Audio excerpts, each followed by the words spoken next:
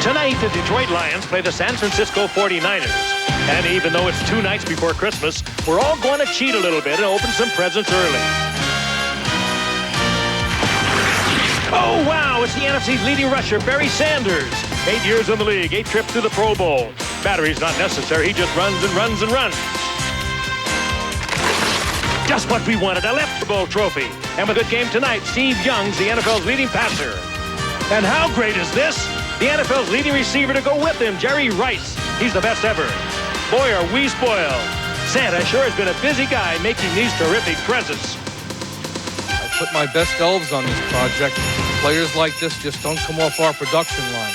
They are all one-of-a-kind items, so enjoy them, and Merry Christmas. Ho, ho, ho, ho, ho, ho, ho. Whether you've been naughty or nice, you're going to get the Lions and the 49ers on ABC's Monday Night Football. Final warning for San Francisco.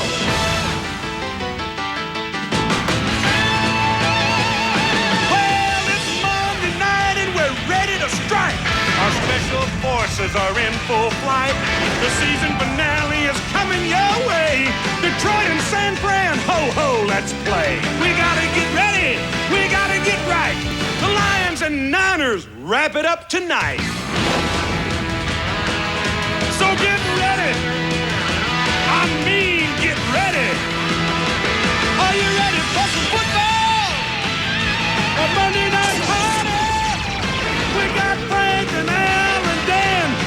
They're gonna get it kick-started. Lynn and the crew's all set. The crowd is psyched, 'cause all my rowdy friends are back on Monday night. The skyline of San Francisco on a beautiful winter evening. One of the most famous skylines in the entire world. And we pan across the bay where a sellout crowd will be on hand tonight in 54-degree temperature, little or no breeze. The San Francisco 49ers taking on the Detroit Lions.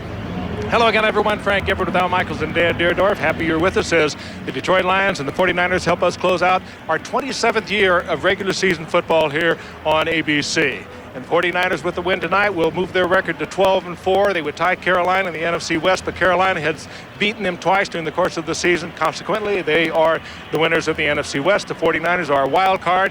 They will play in the first round next week. Next Sunday, they will play against Philadelphia. But they have a lot on their minds tonight as they try to stay healthy, try to fine-tune. Quarterback Steve Young could still win the passing title.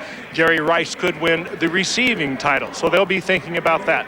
Meanwhile, for the Detroit Lions, they are 5-15. They've been out of it for a long time. But Barry Sanders, one of the greatest running backs, maybe the greatest ever to play this game, has a shot at the NFL rushing title tonight. It's a remote chance, but he will be going for that tonight. But when you talk about the Detroit Lions, Al, you have to think about their beleaguered coach. Their beleaguered coach once again, Wayne Fontes. He's on the spot once again. Yeah, he's on the hottest of hot seats right now after 8.5 seasons, and whether he stays or goes is a decision to be made by William Clay Ford, who is the owner and president of the team.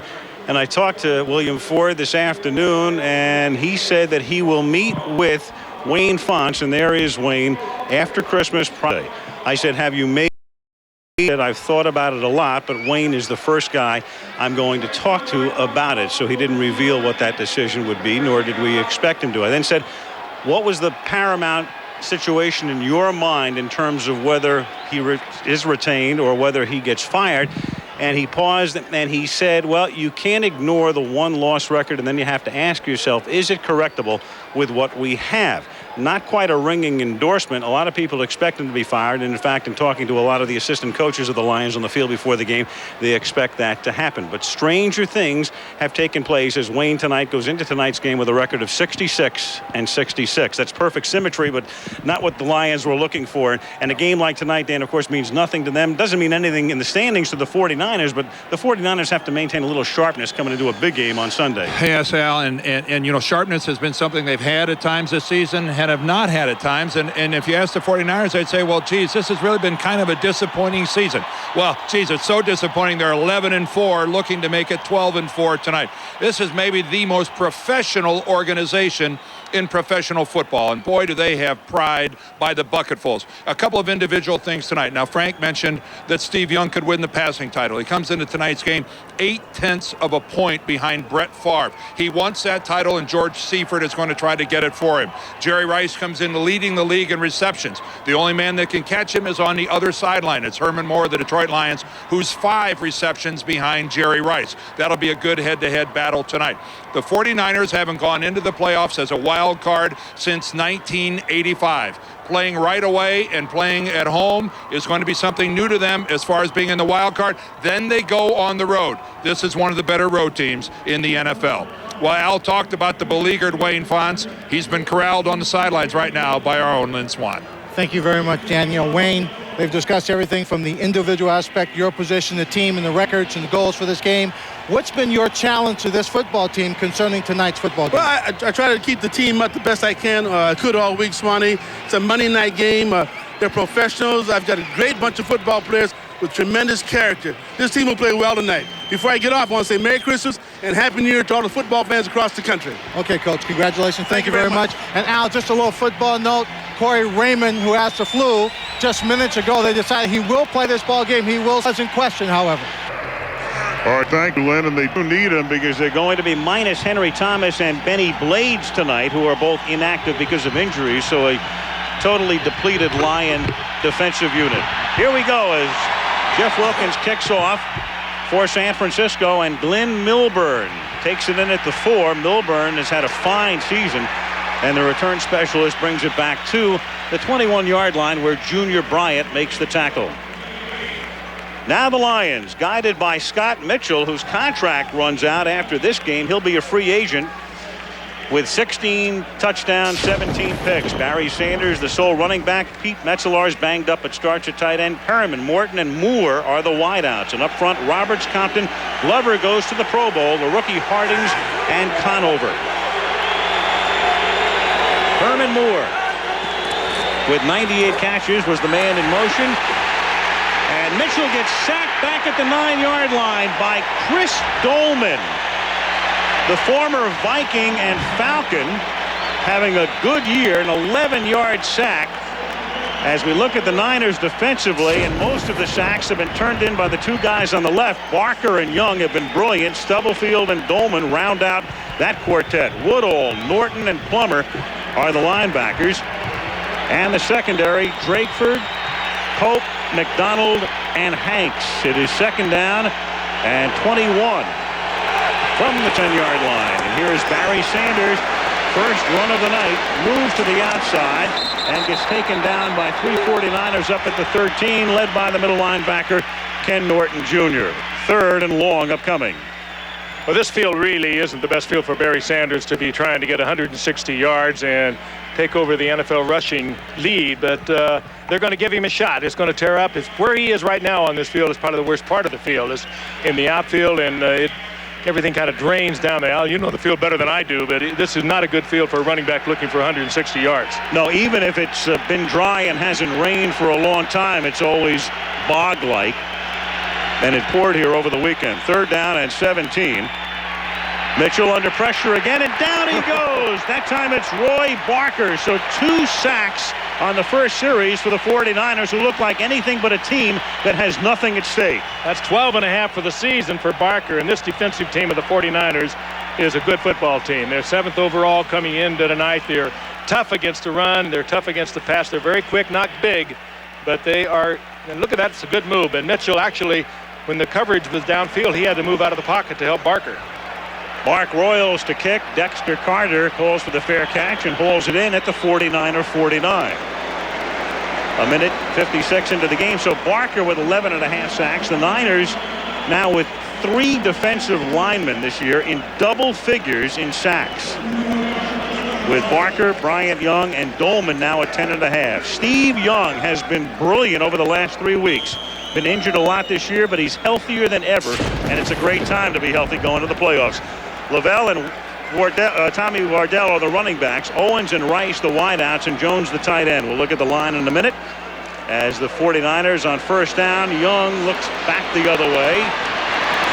And Steve scrambles like no other quarterback in the league and picks up 6. Antonio London runs him out. Let's take a look at that 49er offensive line. Wallace, Brown, Sapolu, Dolman, and Harris Barton are up front. Now, a couple of 49ers who are missing, Terry Kirby and William Floyd, who would normally be their starting running backs, are both inactive tonight. Floyd is on the left. He would not have played under any circumstances. Tendinitis on the knee. He'll be ready for the playoffs. Kirby could have played had this game meant something, but they're keeping him out because of a tender ankle. And this is Derek Lavelle taking it to the 41-yard line, tackled by Corey Raymond. Now the Lions defensively, Robert Porcher having a great year. Wells, Ellis, and the rookie Waldrop up front. The linebackers are London, Pepper Johnson, the ex-Giant, and Reggie Brown, the rookie. And in the secondary, McNeil and the flu-ridden Raymond, with Malone and Rice starting at safeties. Benny Blades is out there. He is gone tonight from the lineup. Achilles problem. And Henry Thomas, the great defensive tackle, with a groin pull. So they're -2 stars on the defensive side. 3rd down and 1, and action up front. And Porcher says, hey, it was Barton. Start. 79. Offense. Still 3rd down. Johnny Greer concurs. Well, this might change the 49ers package now that they're looking at a 3rd and 6 instead of a 3rd and 1. Boy, it's just hard to conceive of getting off to a worse start than Wayne Fontes and his ball club got off to. Deep in their own territory, 2 sacks on the first 3 plays. And Henry Thomas, as Al said, sitting this one out along with Benny Blades, the 2 best players on the Lions defense. And as Wayne Fontes said, I'm just plumb out of players defensively. I have no one else. 3rd down and 6. Young under pressure, escapes the sack. Steve Young off to the races. 1st down, slides to a halt at the 31-yard line. Steve Young, for years, if not their best running back, pretty close to it. He averages 5.8 yards per carry. 14-yard pickup here. I think that makes him their best running back with the yards per carry like that. And he is the second leading rusher coming in, but you touched on it. He is really so healthy, and this is the contest we have going on for tonight. Barry Sanders, you can see 1378. Terrell Davis of Denver, the leader, watching this game, I'm sure. And the pass rating race right there. Favre, a great day yesterday, and Young right behind him. 1st and 10. From the 32-yard line, and Young hit as he throws, and that's incomplete. The pass rating is a complicated formula, and you can see that Favre at 95.8 had a slight edge. We have figured it out with Young. If he has the kind of night, let's say, and he's only going to play the first half or less, where he goes, let's say, 7 for 10 for 80 yards and a touchdown, that sort of performance will be good enough to move him to the top, and he'd win the passing title for the 5th consecutive year. Meanwhile, the reception story, Rice has 103, and Herman Moore 5 behind him coming into the game. 2nd and 10, and they give the ball to Tommy Vardell, and the ex-Brown takes it inside the 30 to the 28.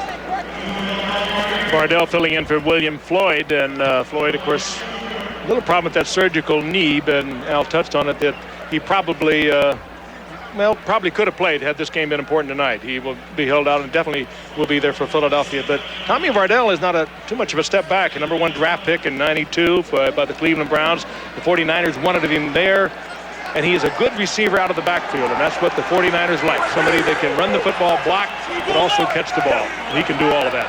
3rd and 5. 5 minutes into the game. The game is scoreless. Here come the Lions on the blitz, and Jerry Rice makes his first catch of the night.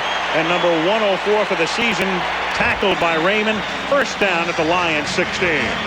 And in Jerry's mind, he's now saying, I'm 6 ahead of Herman Moore. and Jerry Rice, who doesn't figure to play this entire ball game, would love to have a very productive first quarter and first half. Working the inside of the field like he does better than any receiver in football. Steve Young throws a nice soft ball, allows Jerry to catch it in stride, protect it with his body, and then shield himself from the hit. Rice, with a touchdown, would have 1,000 points.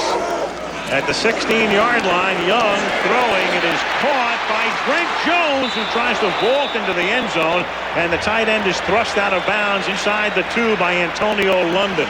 Well, now you touched on the fact that Steve Young is healthy going into the playoffs. They also have got Brent Jones back. He missed 5 games as a result of a practice injury right in the middle of the season. He is such an integral part of the 49ers. You saw the little fake block, and that brought the safety man up. He released the coverage on Jones. He was wide open, but Jones is such an important part of this offense. He is the Jay Novacek of the 49ers. And, of course, the Dallas Cowboys desperately need and miss Jay Novacek.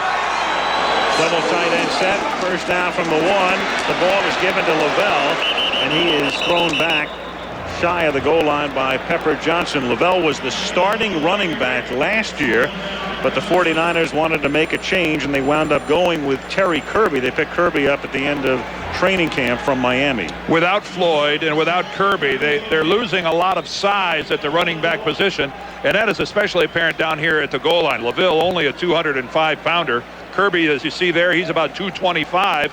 William Floyd closer to 245. So it's kind of a small backfield that the 49ers are going with down here. Vardell's about 230. Let's see if he gets it. Second and goal.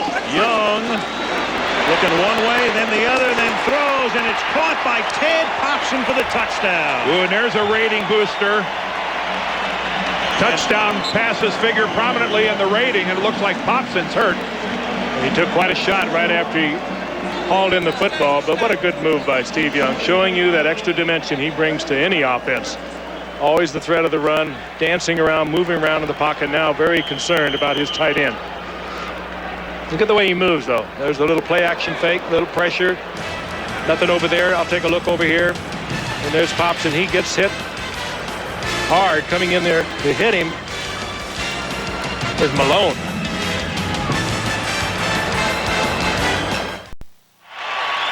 Ted Popson just got to his feet, still holding on to the touchdown reception. Now he takes a shot in the lower back, but watch his leg. Look at what an awkward angle his left leg is caught in after he makes the catch. When he gets hit, ooh, you see that dangerous flex that it gets right there, but he also takes a shot right in the ribs, right below the 5. But again, that left leg caught in a very compromising position, and Ted Popson makes his way over to the 49er sideline. He could have a myriad of things wrong with him. Now the extra point after the injury timeout by Jeff Wilkins is good. And Young on that first drive, 3 of 4 for 27 and a touchdown. 7:58 left in the quarter. 7-0 San Francisco. Beautiful shot of San Francisco. 7-0 49ers. Pass rating is based on 4 categories: completion percentage, yards per pass, rate of touchdown passes, and rate of interceptions. Right now, Young is the leader in that category after that last drive. Now Wilkins kicks off. It's taken by Glenn Milburn at the 4, and he brings it back to the 22.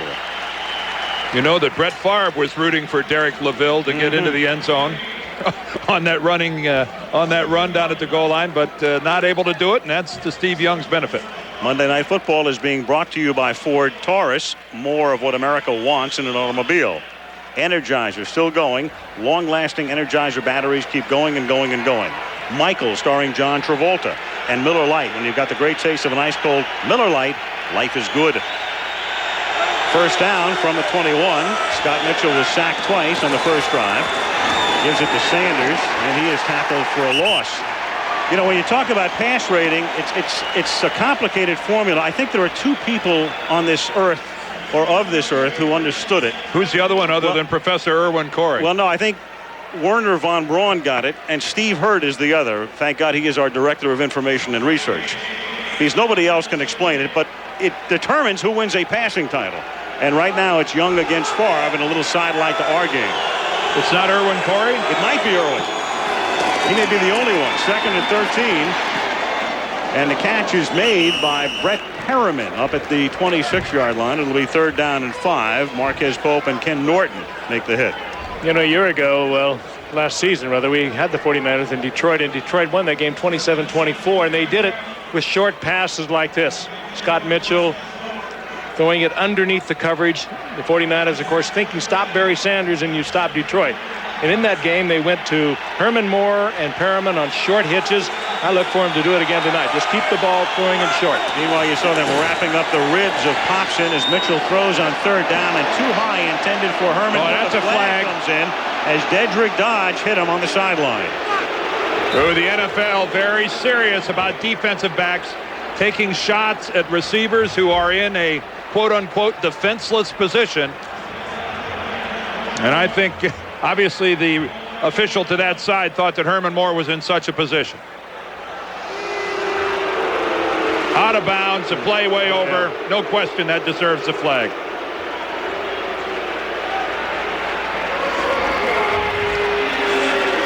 And instead of having to punt, Detroit gets a first down. The crowd here is booing, but that's an irrational act of booing that will get penalized 100 out of 100 times, deservedly so. First down for the Lions at their own 41, 6:35 left in the quarter.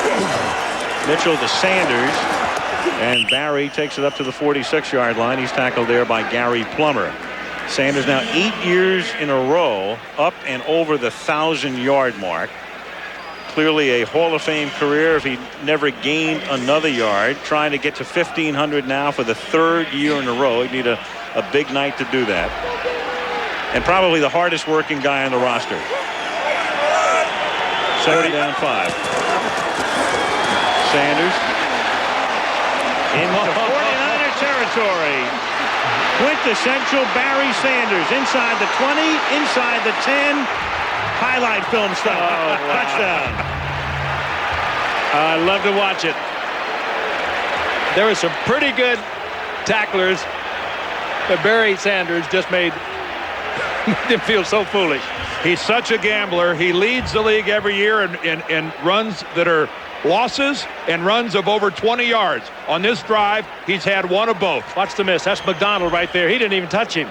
There's another miss. That was Bryant Young. McDonald missed him twice. Dodge slid off of him. And they were in a nickel defense. That means 5 defensive backs, and Barry Sanders takes it all the way. If he's not the greatest, well, the only one even close was Jim Brown. Jason Hansen for the extra point. And that's good. And I would imagine, guys, that right about now, Dedrick Dodge is feeling a little silly. Yes, he is. His penalty kept this drive alive, gave Barry Sanders a chance to do what he does well.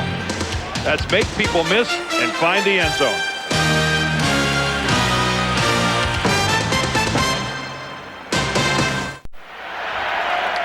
Report on Ted Popson injured ribs, but they can't be too serious as he mugs the camera, but his return tonight is questionable. They have to get him ready for Sunday and the playoffs against Philadelphia. I don't think he was holding a piece of equipment on there with his left arm. I think it hurt to put it down. Yep.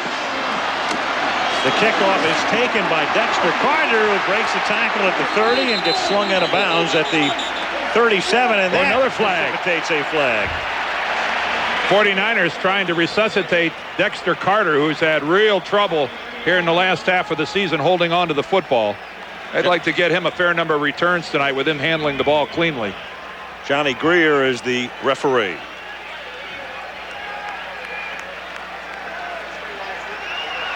And it's against the 49ers.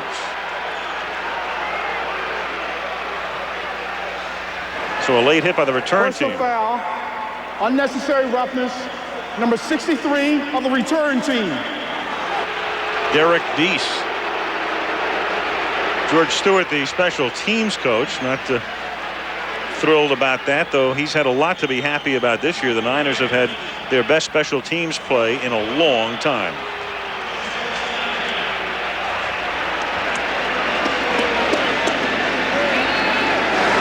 First down for the 49ers from the 21-yard line. Jones in motion. Young, a little dump off, and Vardell can't handle it.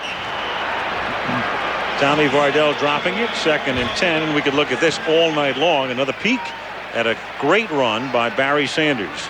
Like a fine wine, just enjoy this every opportunity you get. Watching Barry Sanders in the open field. He's going to pick up a key block down here from Brett Perryman who's going to make right there. He makes Merton Hanks change his direction, alters his angle. Hanks might have had a play on Sanders.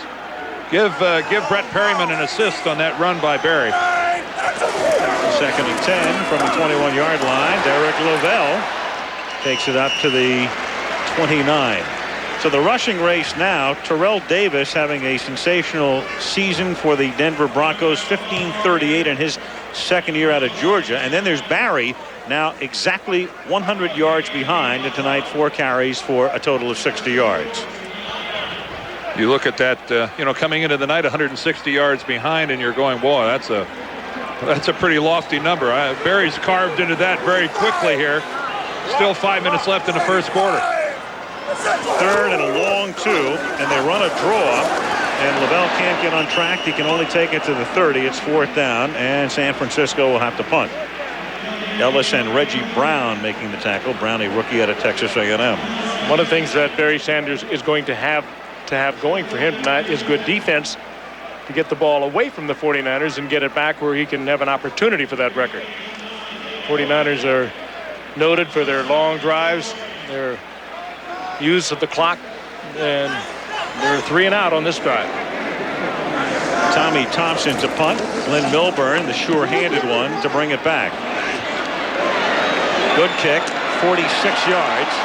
Milburn, the ex-Bronco and one-time Stanford star, takes it back to the 33.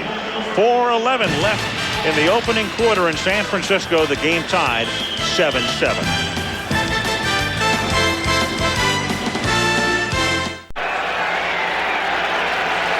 Bob McKittrick, the offensive line coach, going over things as the offense rests and the defense is in there, and the Lions on first down. Mitchell slings it deep, and it is not picked off. Out of bounds was Tyrone Drakeford. He was on the chalk, and it's incomplete. Lions surprisingly trying to go up the field rather than going with what worked so well for them last year. The 49ers thinking stop Barry Sanders, or actually now going almost exclusively with the nickel. He's trying to get the ball to Herman Moore, who's, it looks to me like he was supposed to be going upfield. According to Scott Mitchell, Herman was working more to the inside of the field. 2nd and 10. Barry looking for room to the outside. Here he goes again, and makes something out of nothing, as he's done for 8 years. First down at the 45, breaking a Gary Plummer tackle. How good is that? Barry's young for a running back, too. He came up when he was 20 years old. He's put together some incredible numbers. Defensive coordinator Pete Carroll has done such a great job out here for the 49ers defensively, and of course being considered for perhaps a head coaching job. Well, certainly being considered. But look at the moves again. This is like a gymnast playing fullback. Just incredible. 1st and 10 at the 45. 3.5 minutes left in the quarter. The game tied at 7. Mitchell throws, and that's caught on a slant by Brett Perriman, and he should have a first down. This is what worked for them in their win last year over the 49ers. Just a little quick slant, a little quick hitch, keeping the ball underneath. Well, it's their basic formation. 3 wide receivers, a tight end, and a lone back in Barry Sanders. Johnny Morton and Perryman to that side of the field. Morton to the outside, Perryman to the inside. A lot of exceptional skilled people playing for the Detroit Lions. 1st and 10. Fake to Sanders, and now Mitchell tries to escape and can take it only to the 43 for a minimal gain. 2nd down and 10. Well, Wayne Fonts, we mentioned 66 and 66, his regular season record. Took over for Darryl Rogers in 1988. Been on the hot seat a long time. And a guy who I think when we visited with him yesterday tried to remain sanguine, but as we said, the assistant coaches think that the number is up. 2nd down and 9 from the 43.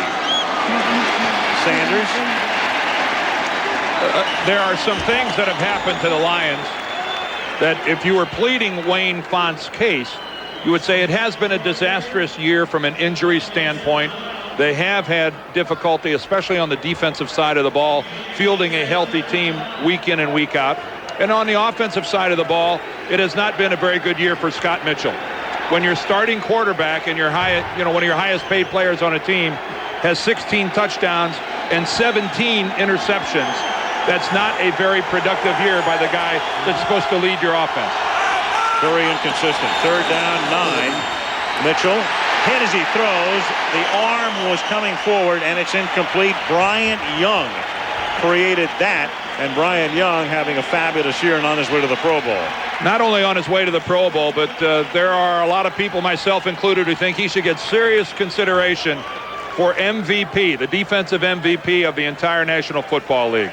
In only his 3rd year from Notre Dame, he has become the most active defensive tackle in football. Mark Royals floats this kick that bounces at the 8, and can the Lions down it? A flag goes down at the 4-yard line, and they are able to down the ball at the 1.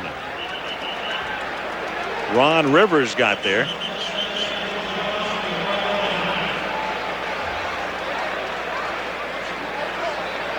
And another flag comes in at the end here. You have 2 separate flags.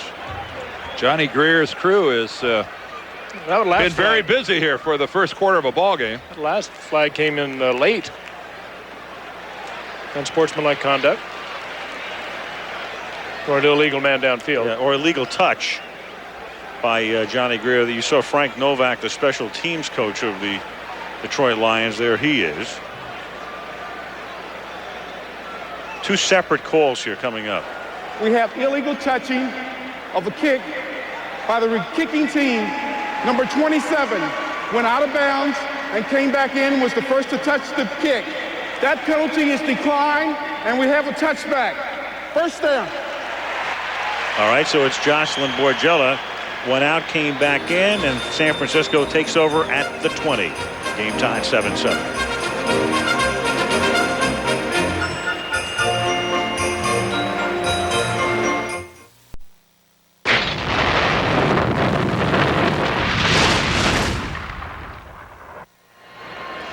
1:12 left in the opening quarter in San Francisco. Al Michaels with Frank Gifford, Dan Dierdorf, and Lynn Swan. That's Don Mikowski going over things with Scott Mitchell on the Lion bench. And here come the 49ers with the game tied at 7 at their own 20-yard line.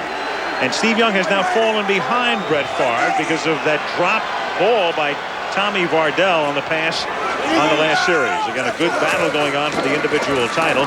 And this is Vardell carrying the ball. And he can't get out of the backfield. It's a 2-yard loss. Out of bounds at the 18. Ron Rice with the tackle.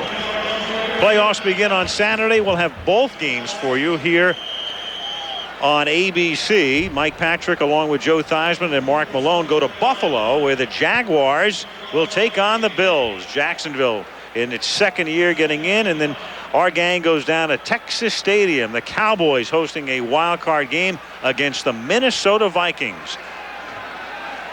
And in the games on Sunday, Indianapolis against Pittsburgh.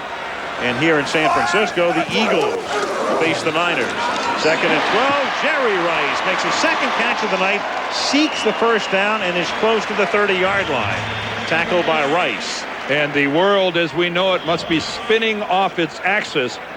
The 49ers and the Cowboys are going into the playoffs both as wild card teams. Green Bay and Carolina are the division champs that stay home for the NFC. Good move against Van Malone. A little quick move across the middle, and Jerry Rice now has 105. Kind of hard to cover him with a safety man. That is the end of the first quarter. The game tied 7-7. And Monday Night Football returns after this message and a word from our ABC stations.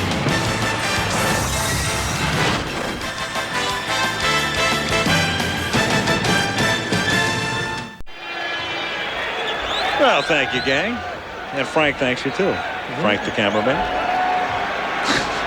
Ho, ho, ho. Yep.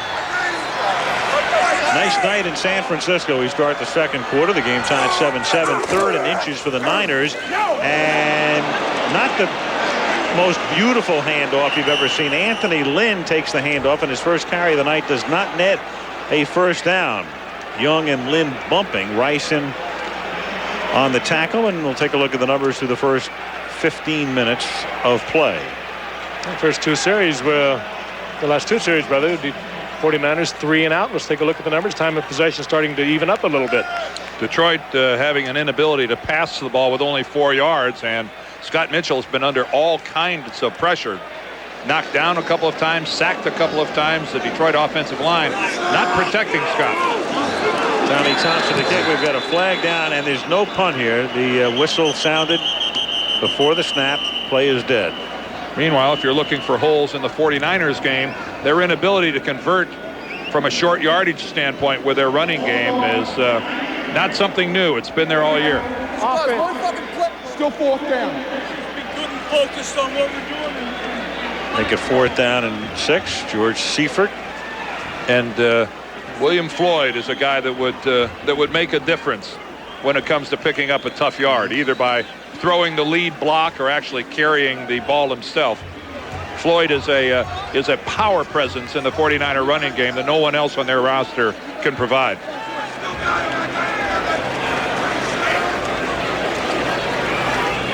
Thompson to kick again. And it's a short kick. And it winds up hitting the back of a 49er, Kevin Mitchell. And Milburn does a great job covering it up after seeing the hit. And the line of scrimmage will be the 36 when we come back. Gorbach warming up.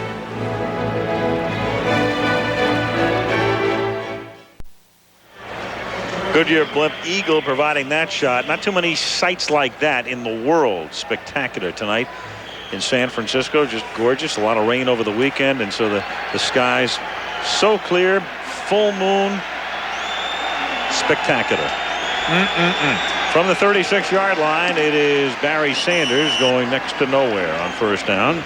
Stopped there by Bryant Young a minute into the 2nd quarter. Well, we mentioned at the top William Clay Ford, a very patient man, a very classy man, and a very measured man. And he's had a wonderful relationship with Wayne Fontes. We'll meet with Wayne right after Christmas, probably on Thursday. And Wayne will know whether he's back for a 9th season or if he's looking for a job. He may change his name to Beleaguered. Yeah. 2nd down and 9. Mitchell throws, and it is almost intercepted by Plummer and a Norton. hold against Detroit. Plummer and Norton collide, or you get the feeling that he would have come out of there with the interception. Scott Mitchell, where he was going with that football, I'm not sure. Again, though, under an awful lot of pressure. Holding, 64, offense, still 2nd down. That's rookie Jeff Hardings at right guard. And what a remarkable story he's been. He doesn't even sign until the 5th week of the season. He's number 64 there right in the middle of your screen. He's working against Bryant Young, and boy, he just wraps him up and tackles him. Young was going to beat him to the inside. This is his 10th start for the Lions. He's in their presence for about 8 days before he becomes a starter. 2nd and 19, caught by Sanders, and then Barry is taken out of bounds at the 31-yard line by Ken Norton. That's a pretty remarkable story for Hardings, though.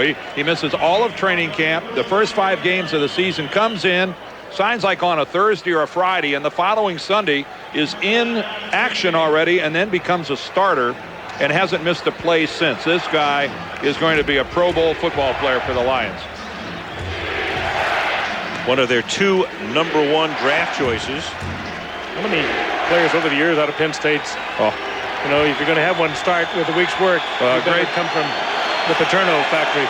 Got a couple young bulls butting heads when he's going up against Bryant Young. 3rd and 15. Mitchell hangs in the pocket, and he hits Johnny Morton, but well short of the 1st down. Tackled by a quartet of 49ers, and the Lions will punt with 12:38 remaining in the half.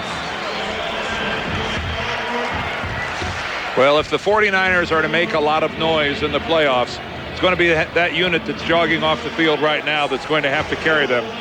To win on the road, which you have to do as a wild card team, your defense has to do it for you. Mark Royals to kick. Short kick, bounces at the 35. Flag is down back at the Detroit 40, and it is down at the 22-yard line. Frank Novak, the special teams coach, paces the sideline. He's one of the game's good guys. 2 flags, in fact, are down. George Stewart, his counterpart on the other side. We've documented what a super job he's done here in San Francisco. He's taken one of the rather mediocre outfits in the special teams world in the NFL, and George has really turned them into one of the league's premier units. Number 59 of the kicking team, illegally downfield. Will penalize 5 yards from the re-kick. That's Reggie Brown. We talked about Hardings as a #1 draft choice, and Brown was their other #1 pick. And again, he had injury problems during training camp, Reggie Brown, and then he got well, and now he started tonight's his 10th start as well. So they've gotten some production here in the latter part of the season out of both of their numero unos. They're getting healthy at just the right time. Royals again. He angles the kick away from Carter, but Dexter moves to the 26. He drops the football, and the 49ers have it. And Dan talked about the fact they want to get Carter comfortable again. He's had fumbling problems. This time he gets hit by Greg Jeffries, loses the football, but at least the 49ers maintain possession. And the crowd lets him have it. And right now you got to wonder if George Seifert is going to ever have the confidence to let Dexter Carter on the field during a playoff football game.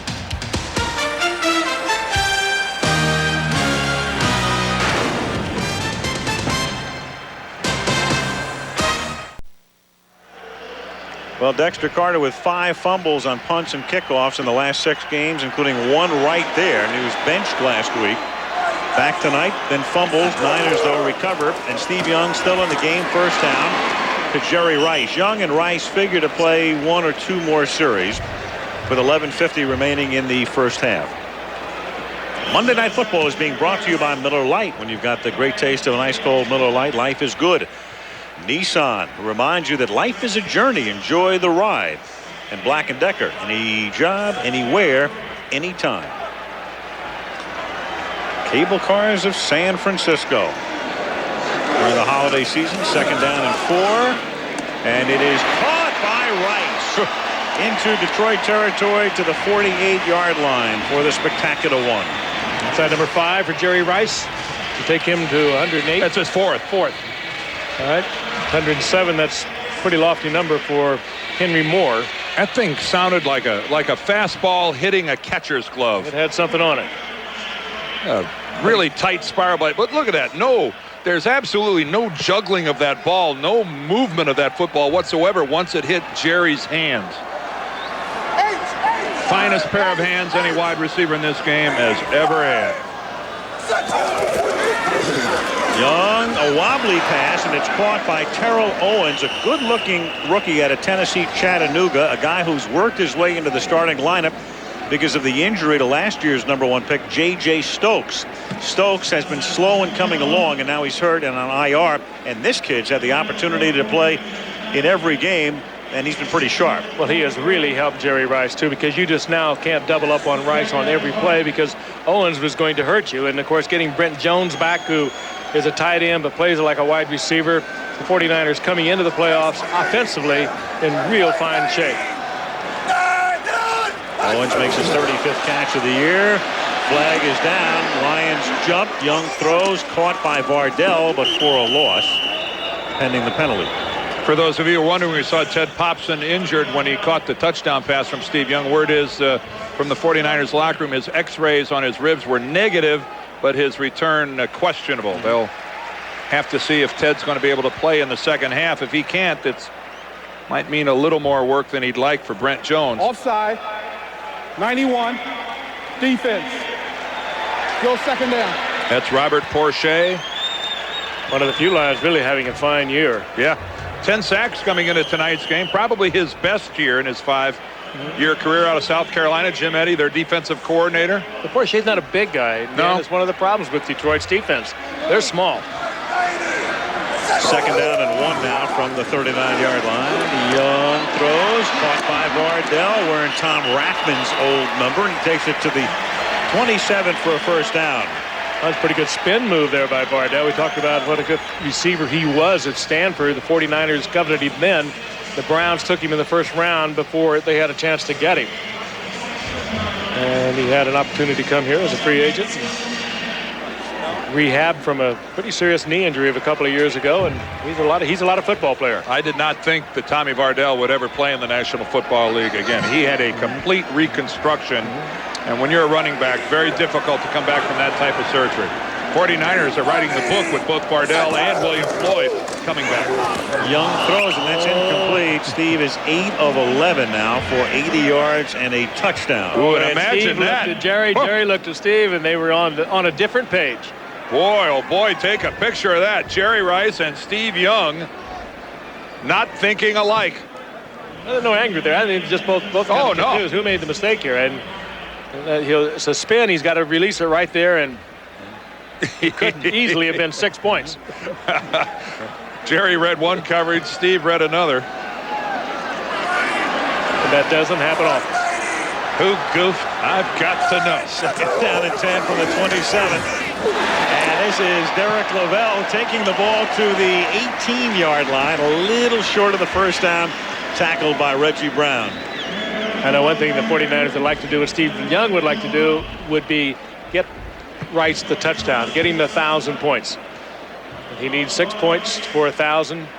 There's other guys with would he be the first guy that wasn't a kicker? Yeah. First guy without scoring 1 point kicking the football. There have been guys who, like George Blanda, with a lot of points, who did a lot of things, ran it in for a touchdown a lot and kicked. Gino Cappelletti, guys like that. But Rice without a single point off his foot. Young to Brent Jones, and Jones takes it to the 6-yard line, and a 1st and goal upcoming. Boy, they are a handful. When Brent Jones is healthy, Jerry Rice on the outside, the development of Terrell Owens into an outstanding wide receiver, they are a load. They haven't run the ball much over the past couple of games. In the last 2 games, their starters, Kirby and Floyd, only had 40 yards, but they didn't need it. Well, such a wonderful awareness of where he is on the football field. But one of the things Brent Jones has really become good at, and that is the way he runs after the catch. He takes to the air, he'll go low, he'll jump sideways. He'll make somebody miss. Young on 1st and goal throws, caught by Rice, looking for 1,000, but he's a little shy of a grand. Like 72 inches. Ron Rice was... Steve is smiling about it. They want him to get him that touchdown. Well, Ron Rice didn't. Rice on Rice. Ron Rice on Jerry Rice. Ron Rice, the starting strong safety tonight for Benny Blades, and he makes a pretty good stick on Jerry Rice. Jerry looking for the end zone, and he did get hammered, but I wouldn't be a bit surprised if they go back to him. 5 catches now, 108 for the season. 2nd and goal. Oop, false start there. Mike Wells pushing Young back, and of course everybody's going to come to the defense of their quarterback, led by Jesse Sepulveda, the center. I think Chris Dahlman, yeah. 67. False start, 67, offense, still 2nd down. Well, this might actually work for Rice. Give him a little more area to operate. They'll back him up 5. And now he has a little more area in which he can move. Watch 67 on the right. That's Chris Dahlman. Yep, he's at the right guard position. The flinch, the false start, the bonehead play. 6:40 left in the half. Game tied at 7. It's 2nd down goal. Rice slot to the right. Young the fake. Looking for Jerry. He's covered. Comes back the other way. Receivers working the end zone. Now Young's going to try to run it in. And he does not get in. He's inside the 1. Hit by Reggie Brown. He only knows how to play this game one way. I'm sure in Seifert's mind, head coach, is thinking, I don't want to get him hurt. But he knows when he takes off with the football, he's going to give it 100%. The Lions can't believe it. They had a guy in position. Robert Porcher did a great job of staying at home, number 91. Watch here on the left. He's in, but Steve just runs right around him. Porcher, I'm sure, can't believe a quarterback has that kind of speed. Remember, it's not Young's body hitting the pylon. It has to be the football. Does the football cross the goal line? Will this be awfully close? A pass. 3rd and goal, and it is a pass to Lavelle, and he's in for the touchdown. And that cements the passing title for Steve Young. If they take him out at this point, he's got it. Yeah, that cements it if that's his last play of the game. And a passing title for Steve Young would be his 5th. And 5th in 6 years, and only Sammy Baugh, who operated under a different system in his career, has one more, a total of 6. In his last 4 games, he's been incredible. He's passed at a passing rate of 106. Little roll, little play action fake. And Lavelle with a good move at the goal line. And Young is healthy. Remember the groin pull early on, the concussions that he sustained. But he's going into the playoffs at the highest level. And the highest level for Steve Young is pretty high. Well, let's put it this way. I think in his last 5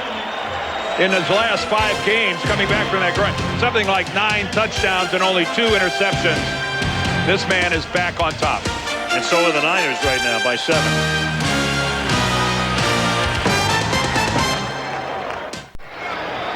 Derek Lavelle on the 49ers sideline, one of 5 different receivers for the 49ers who caught passes on that drive from Steve Young, who was 7 of 8 for 59 yards and a touchdown. A very typical 49er drive. Everybody involved. San Francisco up by 7. The kick is taken off the foot of Wilkins by Glenn Milburn, and he's wrapped up at the 14-yard line by Kevin Mitchell. Well, Christmas Day has been part of it with ABC Sports because we have football for you. The Kelly Tires Blue-Gray All-Star Football Classic. Every year it's played in Montgomery, Alabama. And this year it will begin at 12 noon Eastern, 9 a.m. Pacific. And then from Hawaii, the Aloha Bowl. Jeep Eagle Aloha Bowl with Navy taking on California, the Golden Bears in Hawaii. Sanders from the 14 up to the 17-yard line. He's tackled there by Gary Plummer. I was thinking about the 2 coaches tonight. Fonz is 66 and 66. George Seifert, spectacular, 97 and 30. They've each been coaching about the same period of time. Wayne on the hot seat, but keep in mind George Seifert, and we asked him in an interview last year if he hadn't won the Super Bowl against San Diego, we thought he'd be brought back in 95. He said probably not. It was amazing. They don't expect him they do expect him not only to win, but to do it in style with, he refers to style points. Here is Talk about style points. Flag down. Holding Detroit. But I guess it's all about expectations. The Lions have never been to a Super Bowl. The Niners have been to a total of 5 of them and won every one. And have come close on 4 or 5 other occasions. And he followed his legend in Bill Walsh. 77, offense, still second down. George Seifert will be the first to tell you, hey, I've been blessed with great players. Everybody knows that. But you know, you can have great players and not coach them very well. George Seifert has coached them well. Certainly this organization deserves an awful lot of the credit, but in no way can you demean what George Seifert has meant to this organization. Well, his winning percentage is the best all time. It's really incredible. He got his shot, and he has made the most of it. Timeout for the Niners here on defense. 4:47 to the half.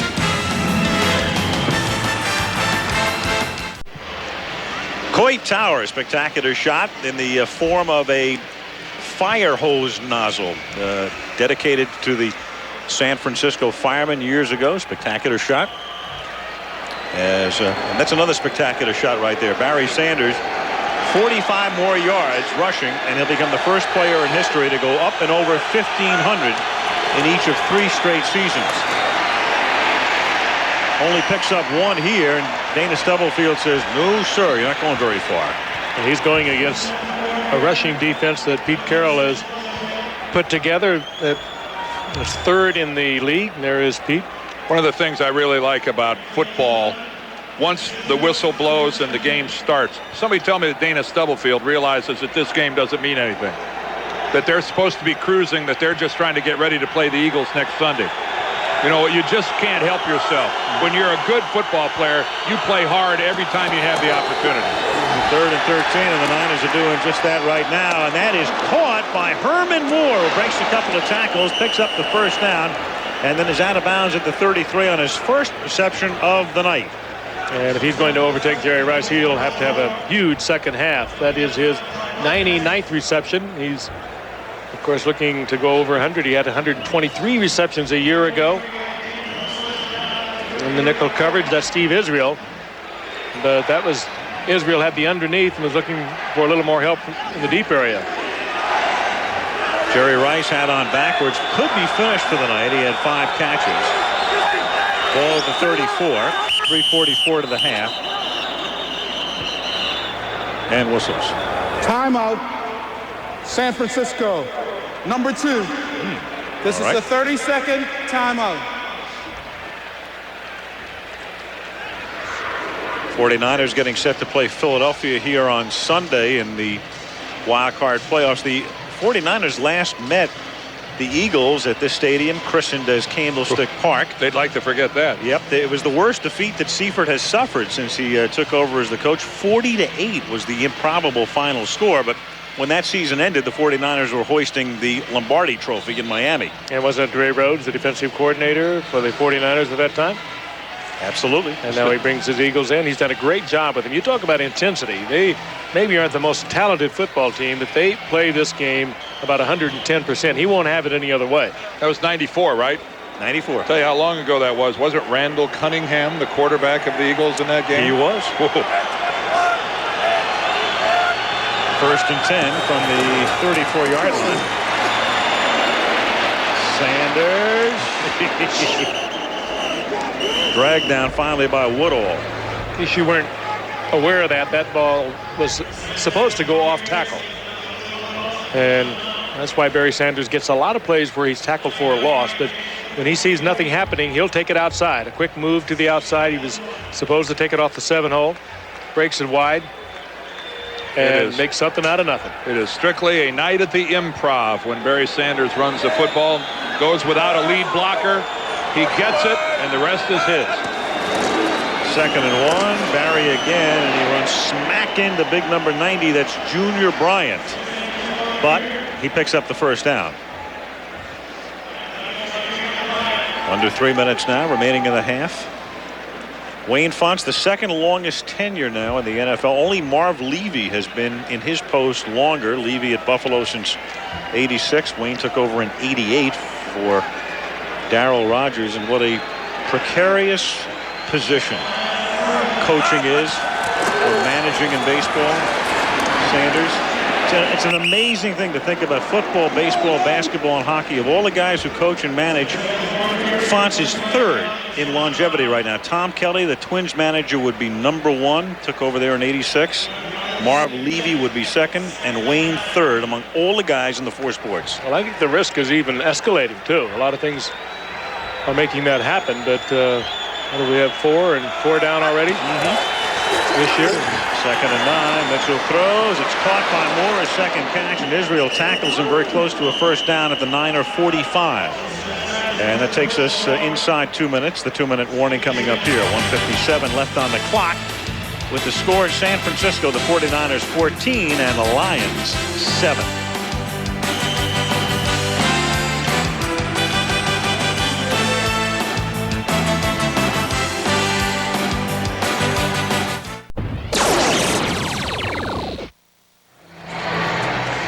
Jerry Rice came into the game with 103 catches. He's caught 5 balls tonight.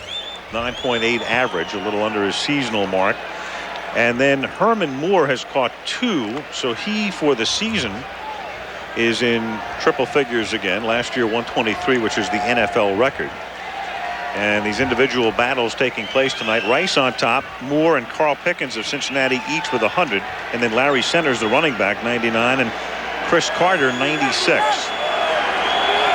Last year, though, a lot of guys over 100. This year, only 3. This is Sanders. The other races, of course, that we're chronicling involve Sanders and Steve Young as well tonight in the individual battles as the Detroit Lions go without a huddle here in the 2-minute drill. 2nd down and 6. Mitchell flushed out. Looking, throws back across his body and across the field, and that's incomplete, intended for Aubrey Matthews. 3rd down. Strange year for Scott Mitchell this year. He benched him midseason and a bad first quarter against the Giants. Didn't play the next week, and then he came back and has started the last 5 games. But This is the quarterback Dan mentioned. Has 16 touchdowns coming into the game, 17 interceptions. A year ago, he had 32 touchdowns, only 12 interceptions, 4,300 yards. And same people. And just you wonder what happens. 3rd down and 6. And Mitchell will be a free agent at the end of the season, which, of course, for Detroit is at the end of the game. He throws. It's caught by Moore, but he's taken down shy of the 1st down. I asked Mitchell before the game what he wanted to have happen. He said, I want to be back in Detroit, and I expect to be back in Detroit.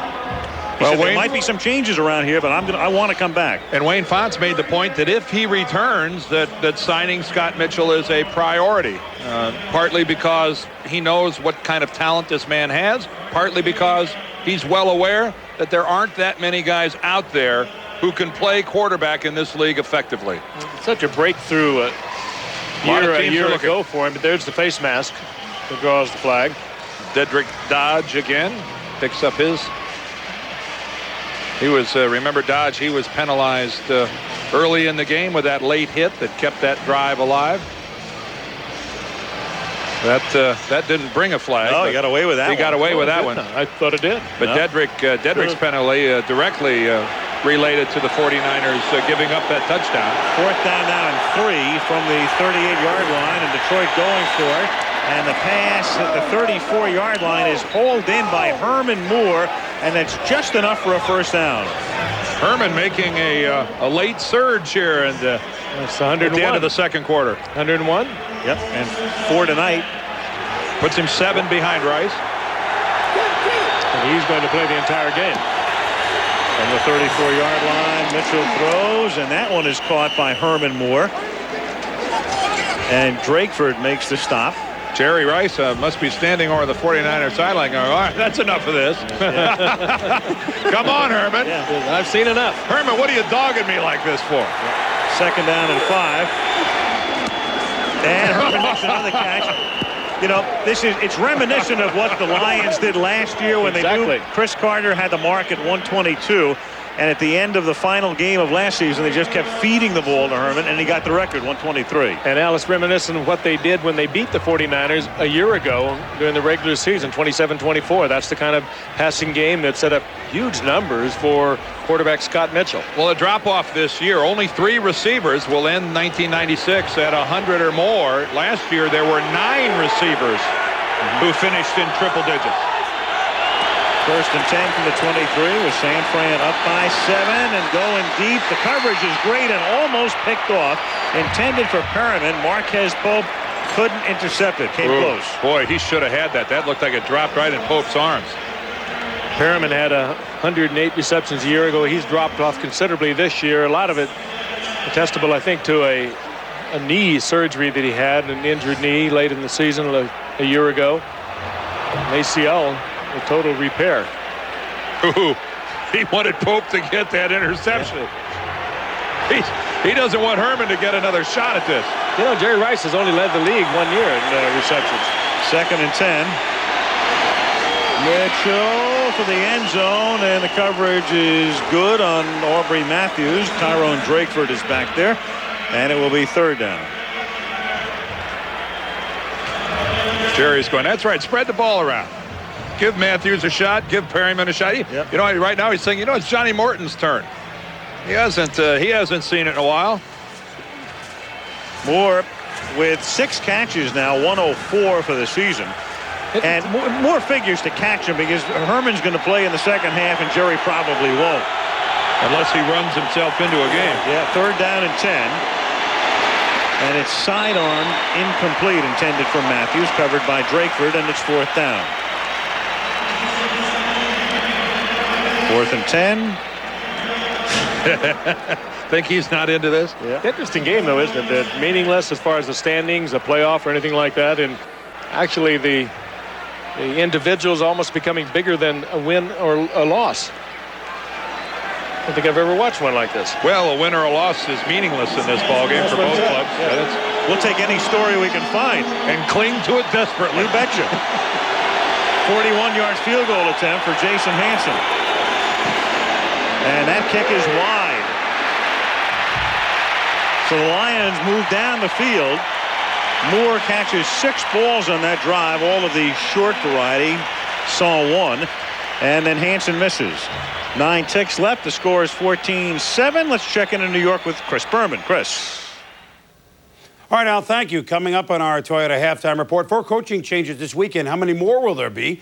And in the playoffs, something old and something new. Bruce Smith and the Buffalo Bills willed their way back, literally stripping the Chiefs of their playoff hopes. The Bills will face upstart Jacksonville. They must contain Mark Brunell, whose Jags made it in amazing fashion. That's the first of our double dip on Wild Card Saturday, Al. The half ends here, Chris, with a kneel down by Elvis Gerbach. And the teams depart for the locker rooms at the half in San Francisco, with the 49ers leading the Detroit Lions by a score of 14-7. And we'll return after this message from the National Football League and a word from our ABC stations.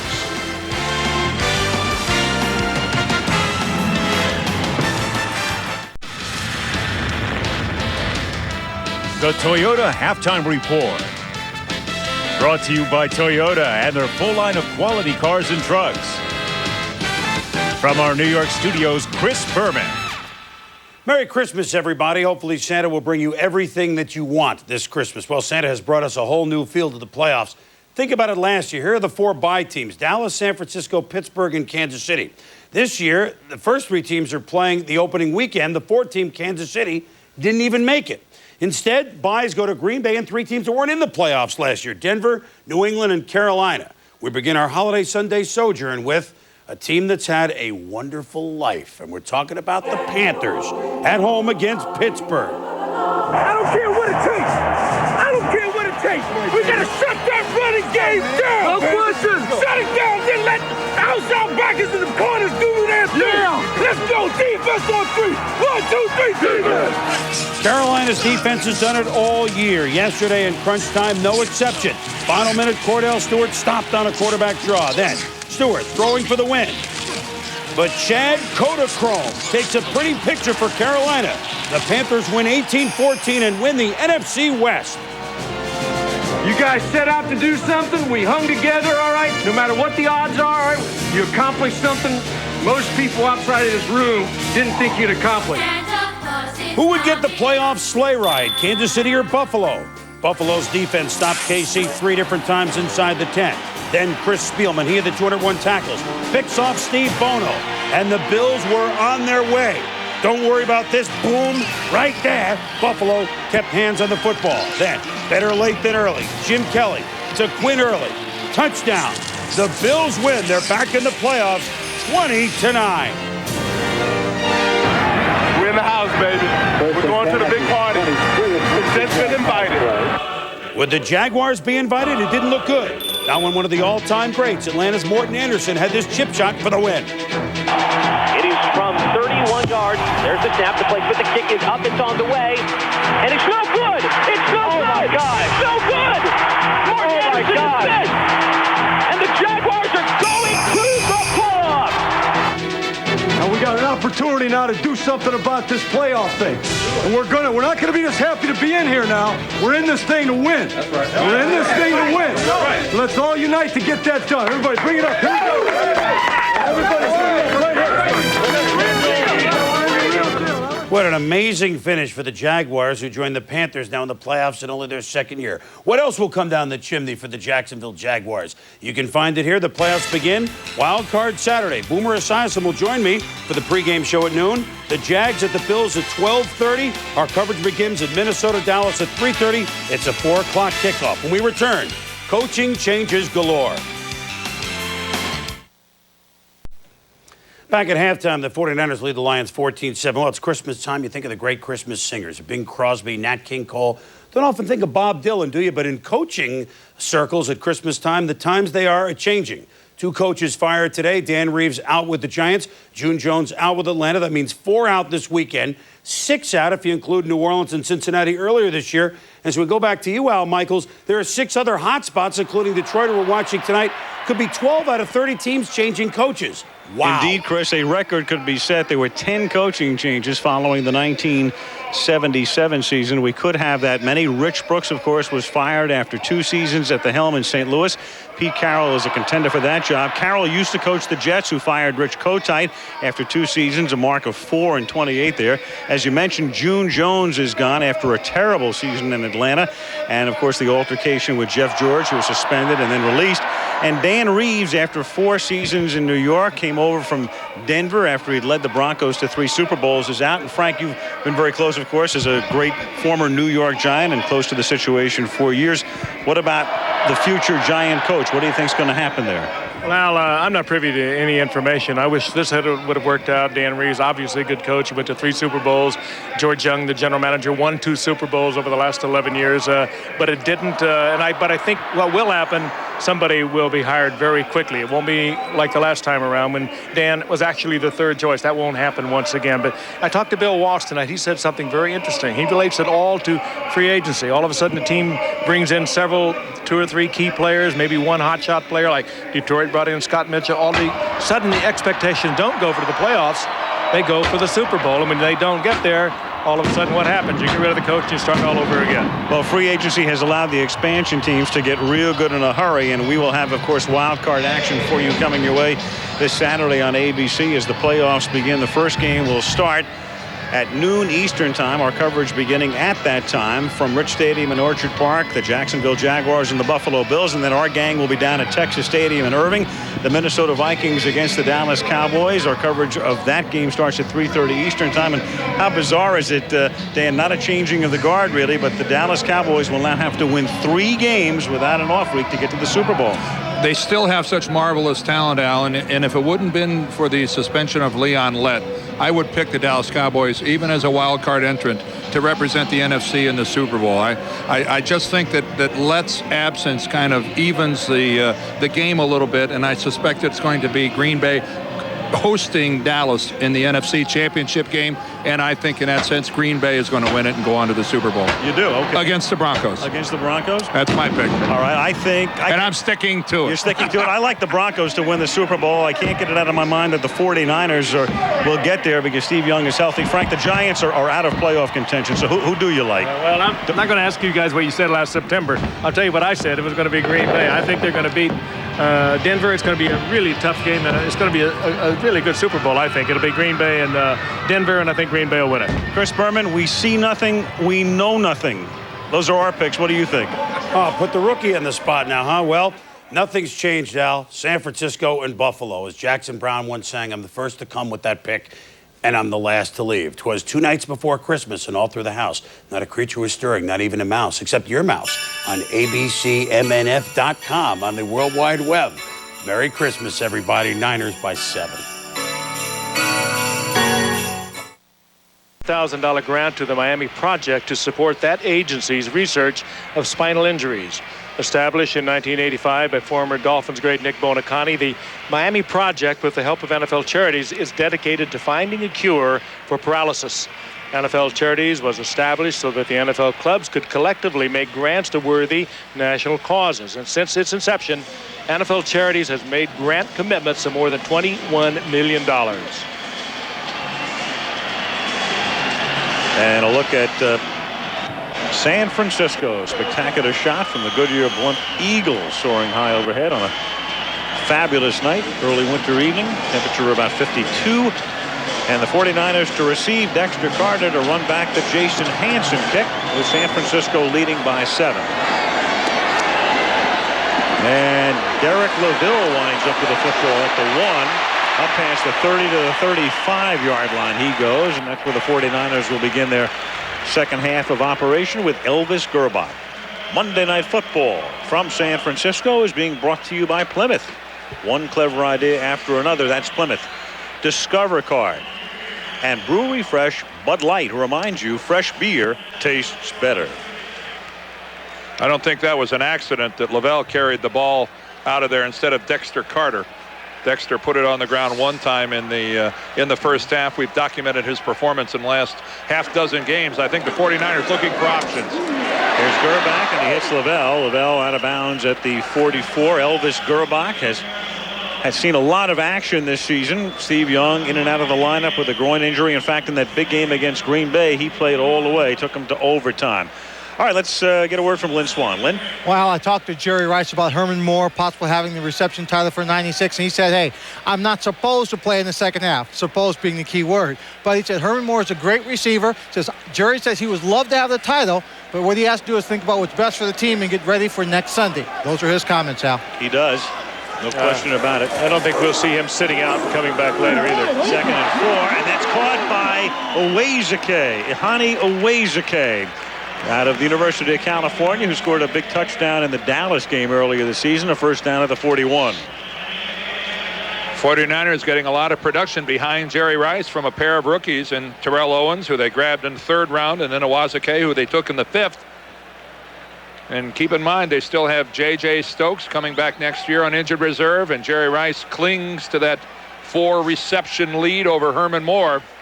But I would have to think that the Lions are going to work awfully hard to get Herman Moore the ball a lot here in the second half. Get the second unit, not only backfield in here right now, but offensive line as well. Dexter Carter picks up about 6 to the 35-yard line. Dexter Carter was a first-round draft pick of the 49ers back in 1990, and a year ago he was cut by the Jets after having a difficult time. Well, for the same problem he had with the Jets, running back kicks. He fumbled a lot, and they just turned him loose. The 49ers brought him back. It's not so much that he mishandles the kick itself. It's a fumble that comes after he starts moving with the ball. And that's, that's just a no-no. Even if you're not very talented, don't drop it. There's Carter on 2nd and 4, and he gets necktied, and a flag is thrown. Ron Rice out by the face mask. So it's a first down, and they'll tack on 15 more. Oh, that was a tough one, too. That really brought him down. That could get the big numbers. Then Rice had to duck at the last minute to keep the flag from being stuck in his face. The helmet was grass. Okay, it was the back of the helmet. That's perfectly all right. It sure looked like a face mask. Officials confer, and they make a good call. No, they don't. Sure. Come on. No, that's not. It's a terrible call. Oy.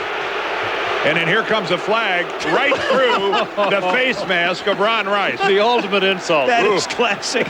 Right through the face mask. And then they picked the flag up and they said there was no penalty. They might be rethinking this or re-talking it over here. That's Benny Blades behind Jim Eddy. Boy, that sure looked like a face mask from that angle. Yes. Actually, they're just going to bring it out for a mark. I don't think you can have your fingers inside the cavity of the helmet without having the face mask. The face mask goes beyond the edge of the helmet there. I don't think you can have one without the other. That was just a classic sequence. That was flagrant face mask. They don't make the call, and then the flag goes through his mask. Classic. What the heck is this? Ooh. That was Adrian Cooper was thinking about giving him a little shot and had second thoughts. George is saying, nice read. Well, he's telling him right now. Well, George is saying, how do you grab the back of his helmet? I think that's what he's explaining to Johnny Greer right there. You know, when Adrian Cooper pulled up on that kick, it reminds me of what this team went through with Carolina. I mean, this team totally lost it. If you saw that game, it was very uncharacteristic, and they got some really good lectures about being 49ers. If that's not a face mask, I don't know what is. And the flag with a little lead weight on it. A perfect arcing shot. But after the 49ers destructed against Carolina, they got a lecture not only from George Seifert, but they got one from Bill Walsh the night before the Steeler game a week ago. 3rd and inches. Here's Vardell swinging to the outside and angles his way with his shoulder for a first down to the 30-yard line. So much like Tom Rathman. Not built the same, of course. Rathman was a lot blockier, but Vardell, they hope, eventually can do a lot of the things Rathman did. Certainly is a receiver like Rathman. Rathman was a terrific receiver out of the backfield. Steve Young sitting down with his title. There he is. 5 titles now for Steve. 5 of them. And they've come in the last 6 years. We mentioned before, only Sammy Baugh has won more. 6 over a 13-year career. From the 30, Gerbach throws. LaVille makes the catch. He's inside the 15, the 10, and rolled down at the 6-yard line by Pepper Johnson. LaVille, what a move he made after he caught the football. Jerry Rice well aware of the fact the longer the 49ers keep the ball, the less chance Herman Moore has to catch.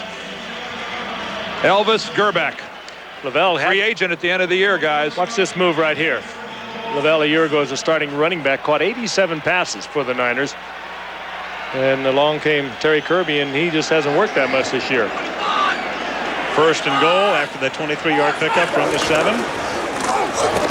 Lavelle, Dan talking about Gerbach, a free agent, and he'll be a much sought-after free agent. But the 49ers have been working very quietly and, well, not so quietly, I guess, at times, in attempting to sign him to a long-term deal. And he, in their mind, would be the eventual successor to Steve Young. When is the question? Yeah, and the question is, how long would Elvis be willing to wait? I think that the mini comeback that Steve Young has shown here in the last 6 weeks of this season, now that he's healthy, sure gives every indication of a guy who's not close to quitting this game. Steve Young knows about waiting, though. He waited for Montana. Second and goal. Gerbach dumps it off in the middle, and it is bobbled and then caught by Mike Caldwell. Second-year receiver out of California, stopped by Ryan McNeil. And it will be third down and goal with 10.5 minutes to go in the third period. That's a good way to Forearm, get wrist, yourself smacked. Elbow. That will really attract a crowd. It could have been a lot worse.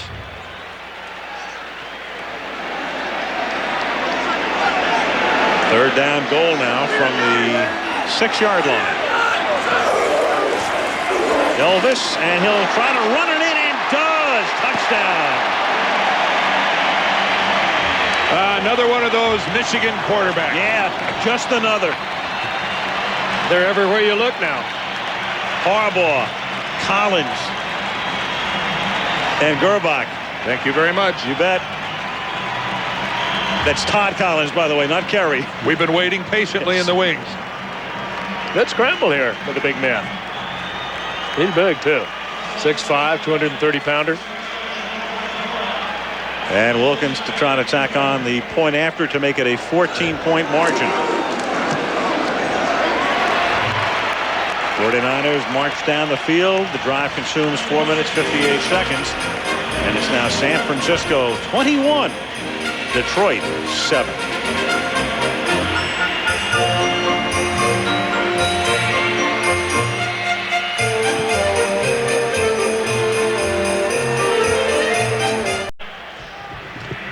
Herman Moore awaiting his first offensive action of the second half. Herman has caught 6 balls tonight. And Detroit will get the ball for the first time in the half. They're trailing by 14 as Wilkins sends it skyward. Lynn Milburn at the 1, and that's very unusual. Milburn drops the football but picks it back up, and he's out of bounds at the 17. Milburn has handled over 100 kicks this year. That's kickoffs and punts without a fumble. Of course, technically, that's a muff. A muff, right? Not a fumble. And fortunately for Milburn, it muffed right back up to him, so he was able to take off with it. It did. Two dynamics working here. Henry Moore trying to overtake Rice, and Barry Sanders trying to lead the league in rushing. First down at the 17. Barry at 95 yards. And as you can see, some of the 49er frontline players still in there. And Bryant Young making that tackle comes out. He hurt himself a little bit making that tackle. Bryant kind of letting that left arm hang a little awkwardly as he comes off. Ooh, and that's not good news for the 49ers. They've got to play another football game in 6 days right here against the Eagles. A rather significant one. Yes. Second down and 9 from the 18. Dropped by Sanders, and Barry corrals his own fumble back at the 15. I guess if the 49ers have a goal right now with less than 30 minutes to play, it's just to keep everybody healthy.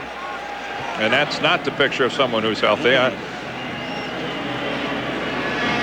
Lindsey McClain, the trainer for the 49ers, looking at the left wrist or hand of Bryant Young. That handoff from Mitchell never made it all the way into the midsection of Sanders. He put the ball on the hip, Frank. That didn't get there. Third and 12, blitz. They pick it up, tip, incomplete. Flag comes in at the end. Trying to get it to Herman Moore. Called him Henry a while ago. My former teammate Henry Moore would be very flattered. He will be.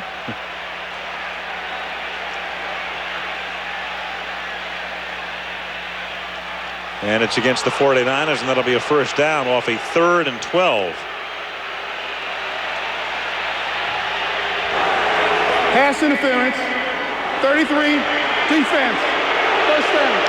Dedrick Dodge again, the recipient of another penalty call. Niners going all night long with the pure nickel defense, and that's why Dodge is in there. Now they have 6 defensive backs. From the 31-yard line, Barry Sanders able to turn the corner. He's over 100 yards tonight. He's out of bounds up at the 42-yard line. You know, you wouldn't necessarily think that a 4 wide receiver set can be as effective a running formation as it is, but when you have a back the talent of Barry Sanders, you're doing what he wants more than anything else, spreading the defenders all over the field. You're forcing them into one-on-one situations with Sanders. Gary Plummer right there, their talented run-stopping linebacker, forced to the sidelines in a nickel situation. It's how Sanders over the years has accumulated so many yards. 107 tonight. Dancing, McDonald and company stop him after a gain of 1. Nothing. no 1-yard gain is quite as exciting as when Barry Sanders does it. Well, the guy has more long runs than anybody in the league. He has more runs for losses than anybody in the league.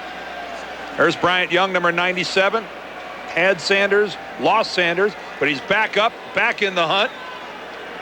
All the way back over there, ready to get him if he cuts back towards him. So a short trip to the sidelines for Bryant Young. 2nd and 9, 7.5 minutes left in the 3rd. San Fran up by 14, and that is caught by Brett Perriman up at the 50-yard line. And I think George Seifert, guys, right now is making a statement about trying to keep his guys into the game. His number 1 defensive football team is on the field right now, from Ken Norton Jr. at linebacker to his starting front 4 of Dolman, Stubblefield, Young, Barker, Pope on the corner. He's got his number 1 unit out there on the field. They've got to play Pete Carroll, his coordinator. He's making a decision that he'd rather have them play and stay sharp than sit and watch. 3rd and 1, and they give it to Barry, and he may have been stopped for no gain. Doesn't appear to have it. Young and Stubblefield, the guys in the middle, are right there, and he is shy about a yard of the first down. This would be a go for if he is. You're 5 and 10, you can do this. Chasing Barry Sanders around might be pretty good work for these guys. Next week it's Ricky Waters and that powerful Eagle running game that comes after Carroll's group. First, get a good look at Pete Carroll in the coaching box of the 49ers. You're not going to see him there after this season, I would think. 4th down and 1. And it's a first down as Barry Sanders takes it off left guard down to the 42-yard line. That was close to a big one. Dan referring to Pete Carroll, and of course he is the anointed one, at least in terms of the media. He's much like, I guess, Mike Shanahan was a couple of years ago, when Mike was the number 1 guy on a lot of lists. Whoever anointed Mike had it right on. Yeah, well, Mike, of course, went to Denver, where the Broncos wind up with the best record in the league. Did his graduate work right here with the 49ers. Here's Sanders, and he can't get on track. Well, the one thing I think you can say about Pete Carroll, and we all know enough executives around the league to know this for sure. It's not just that Pete Carroll won't be back. Pete Carroll will be offered more than 1 job. Pete Carroll is the number 1 guy on more than 1 list. And there are already a number of openings, and there will be more. And Pete Carroll is going to get an awfully good look around the league. If you want Pete Carroll as your coach, you better call him as soon as this 49er season is over. 2nd down and 11, but not before it's tampering. Right. Mitchell. Which, you know, let's say you're the executive at another club. It puts you in a very tough spot, because you have to sit and wait for the 49ers to finish up playing. And you know, the longer they last in the playoffs, the longer you have to prolong your search for a coach. It's a very catch-22 situation. It didn't stop the Broncos. They knew they wanted their man after the '94 season, so they waited for Shanahan. The Eagles, of course, offered the job to a couple of guys, and then as it turned out, got lucky. They waited for Ray Rhodes and got him. Mitchell throws. Moore makes the catch, and Herman has a first down to the 31-yard line, tackled there by Drakeford. Herman's catching a lot of passes tonight for not a lot of yards. It's 7 for 105, correct? 7 for 54. Bill, but in total catches. Right. It was 7 for 105 catches, but 54 yards here. Yep. Right. So about an 8-yard, little less than 8 yards a catch. That's about a 2-yarder there for Herman. First and 10 at the 31. Under 4 minutes left in the third. Draw play. Barry Sanders slithers through the slimmest of holes and takes it to the 11-yard line. Tackled by Pope. First down. Sanders update. And coming your way right Here comes now. the ticker. Yep. Terrell Davis is, he's watching this game and not liking what he's seeing. No, 133 yards now for Barry, who will come out for the moment. 20 carries. Oh, look at the concentration. Great shot of those eyes. Great peripheral vision. Good look at it. 20 carries, Great 132 yards for Barry, and he's up and over 1,500 this season. And he needed 161 to take the lead. Mitchell guns it into the end zone, and that's incomplete. Broken up in the end zone by Merton Hanks. Sanders needed 161 to pass Terrell Davis. Right. Hanks on the way to the Pro Bowl, and you saw why right there. Yeah. And 122 to become the first man in history to record 3 consecutive 1,500-yard seasons. Good. Fabulous play. Deflection. Fabulous play by Merton Hanks.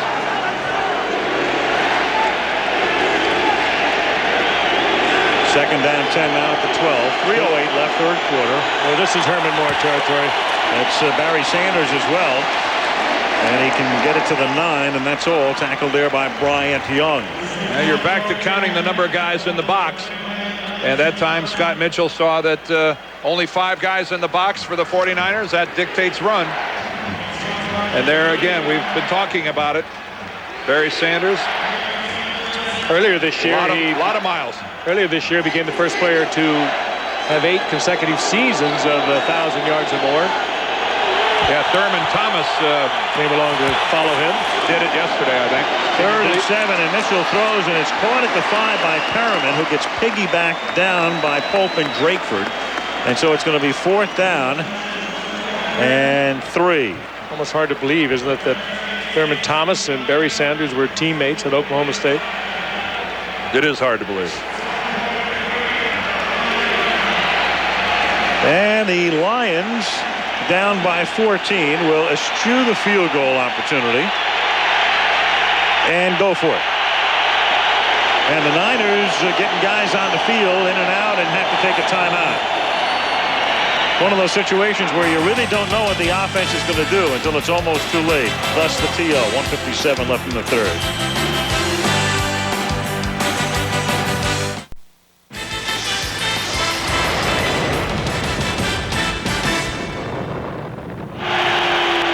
This was the scene at halftime. Carl Pasquarella on the right along with the actor Danny Glover, and a check was presented to Ruth Graves of Reading is Fundamental for $1 million. And Danny Glover, the spokesperson, Eddie DeBartolo, the Niners owner, Carmen Policy, the team president, very instrumental in that charity. $1 million check going to Reading is Fundamental. Money well spent. Yep. 4th down and 3 from the 5. Carroll's defense trying to stiffen here. Detroit trailing by 14. They send Brett Perriman in motion. Mitchell backpedals, throws into the end zone, caught by Herman Moore for the touchdown. And on that drive, they convert twice on 4th down, and the last time for the touch. Boy, and 2 receivers awfully close to one another in the end zone for Detroit.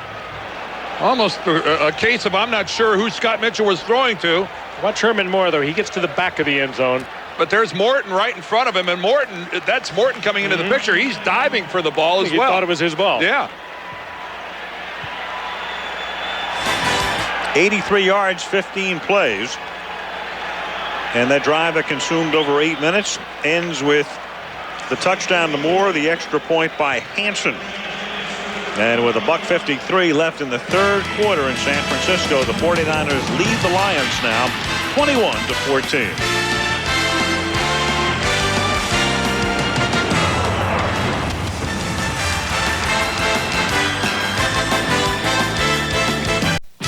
The Minnesota Vikings tackle the defending Super Bowl champion Dallas Cowboys.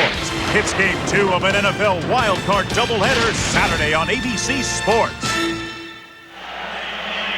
Beautiful shot of the Bay Bridge spanning San Francisco Bay. That shot from the Goodyear Blimp Eagle. The 1996 National Football League season concluding tonight in this stadium christened Candlestick Park in 1960. After the Candlestick Bird. You bet. On Candlestick Point. Jason Hansen sends it to the 4-yard line where Derek Lavelle brings it back past the 20 and up to the 26-yard line. 1:43 left in the third. Niners leading by 7 at the stick.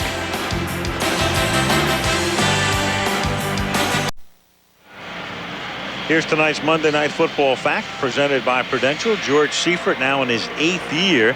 His teams not only have been sensational in terms of winning percentage, he's 97-30, but as you can see, his teams have scored 27 points on average, given up just 16.2, and thus he's the only coach in the history of the league whose teams have outscored their opponents by 10 or more points per game. 10.8, in fact, the difference. And only Vince Lombardi, Greasy Neal, and George Allen, among the others, had teams that outscored their opponents by an average of 7 or more per game. George Seifert, like the Rock. Yep. First down from the 26. Little dump off to Lavelle is incomplete. 2nd and 10. Elvis. Quite a shot. Elvis is hurt. He's something is not feeling all that well with Elvis right now. It's up a little slowly. Mike Wells dropped him. Elvis bites the bog here. He fell kind of in an awkward way. 6'5", you got a long way to fall. Jeff Brom, who came in, he's the 3rd quarterback tonight on the 49ers roster. 2nd and 10, Lavelle up to the 34-yard line. Brom is the emergency quarterback. If he came in before the end of the 3rd quarter, they'd be forced to use him the rest of the way and not be able to use, if they had to, Young or Gerbach. And there he is. But if you bring him in the 4th, you then can go back to the others. Forget about seeing Steve anyway. I think Dexter Carter would be the quarterback before they brought Young back in. I think that's, he'll go right into the shotgun. I think that's safe to say. 3rd and 2 from the 34. And Elvis has to take a timeout. Niners spend their 2nd of the half. 55 seconds left in the 3rd. San Fran by 7.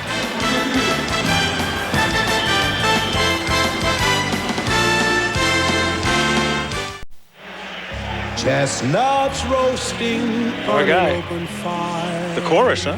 This is a beautiful setting here.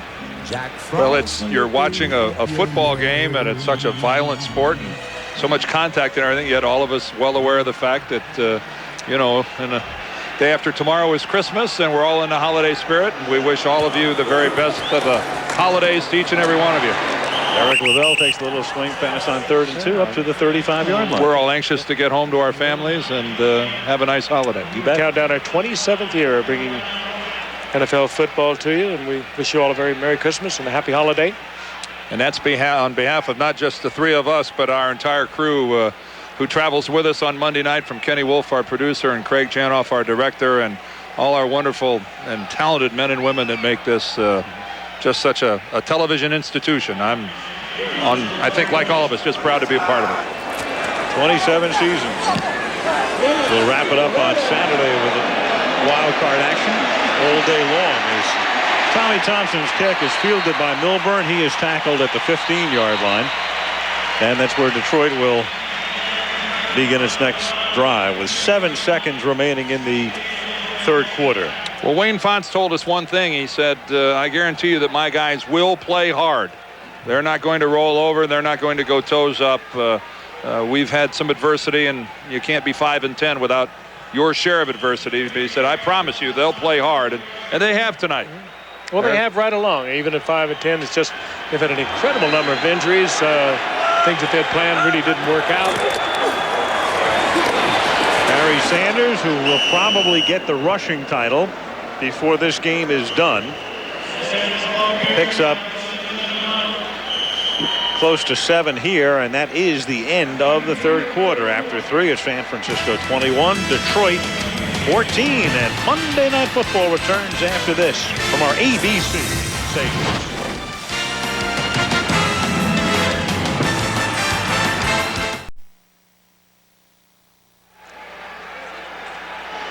Here we go now, the fourth quarter, the final quarter of the season. Al Michaels, Frank Gifford, Dan Deerdorf, Lynn Swann in San Francisco. 2nd and 2 as Barry Sanders rushes for a couple more up to the 25-yard line. He is tackled by Roy Barker. Barry Sanders is the kind of guy who loses yardage a lot. In fact, he leads the league in being thrown for losses, a total of 44. He also leads the league in 20-yard gains or more. Take a look at that. When he's thrown for a loss, he averages minus 2.5. Then there are the no gains, and then when he crosses the line of scrimmage, he averages 7.1 per carry. Amazing. It all works out to 4.9? Yep. Here he goes, and there is his 7.1 plus about 4 more as he broke a Merton Hanks tackle for a first down. I think the thrown for a loss is a result of 2 different things that come to mind immediately. One, certainly his style. He's a risk taker. But secondly, the fact that he operates without a lead blocker. And if there's a blitz, if there's some sort of penetration, he has nobody to help him get out of the jam, except those talented tootsies of his. Okay, this is a tough field he's doing it on, Dan. And it's taken a lot out of him, too. He's fatigued. He's going to take a little bit of a break. He needs 4 more yards to catch Terrell Davis from the 36-yard line. And Herman Moore has to fight his way back, and it's incomplete. Bad pass. Steve Israel was there and almost intercepted it. Keep something in mind as we talk about Barry Sanders and his pursuit of Terrell Davis to become the NFL rushing champion. He is doing it on a sloppy field against one of the best run defenses in the National Football League. The 49ers came into the game tonight the 3rd best run defensive team in the NFL. And this is, and they have been in there up to this point. This is really an outstanding performance by Barry Sanders. There he goes. And that was good blocking. He's got, at least for the moment, the rushing title. I say at least for the moment because conceivably he could lose some yardage and go back under Davis, but don't count on it. Well, that was a well-blocked play. His offensive line's got to get some credit, the way they're handling the guys up front. Wayne Fonts wants the football, I believe. He does. Yep. He's well aware of what Barry needs, and that's another rushing title. Well, they're very fond of one another. These two have a personal relationship. Look at that tremendous blocking by the offensive line. Barry Sanders came out a couple weeks ago and said Wayne must stay. His 3rd rushing title, and that's tipped and almost picked off again. Perriman, the intended receiver. Marquez Pope covering. And you can't talk to Wayne Fonts without him expressing what that show of support by Barry Sanders meant to him. Okay, now that he's got the rushing title lead, well, you better be looking for Herman Moore. We'll go back to him now. And there it is at the moment, 6 up on Terrell Davis. Yeah, you'd like to fill everybody's plate. 2nd and 10 at the 46. It's a strange game in that sense. It really is. It's almost creating trouble for himself. If they lose this game, they'll be 5-11, and they could end up with the league's leading receiver and the league's leading rusher. Yeah. I'm not sure that aids Wayne Fonts' cause. And the Pro Bowl center, too, Kevin Glover. And 3 offensive starters in the Pro Bowl. Yeah. The only team in the NFC with 3 offensive starters. Mm-hmm. Did you talk to Bill Ford, you said? Did you point all this out? Yeah. And Wayne's going, and you 3 could shut up any time now. 3rd down and 5 from the 49.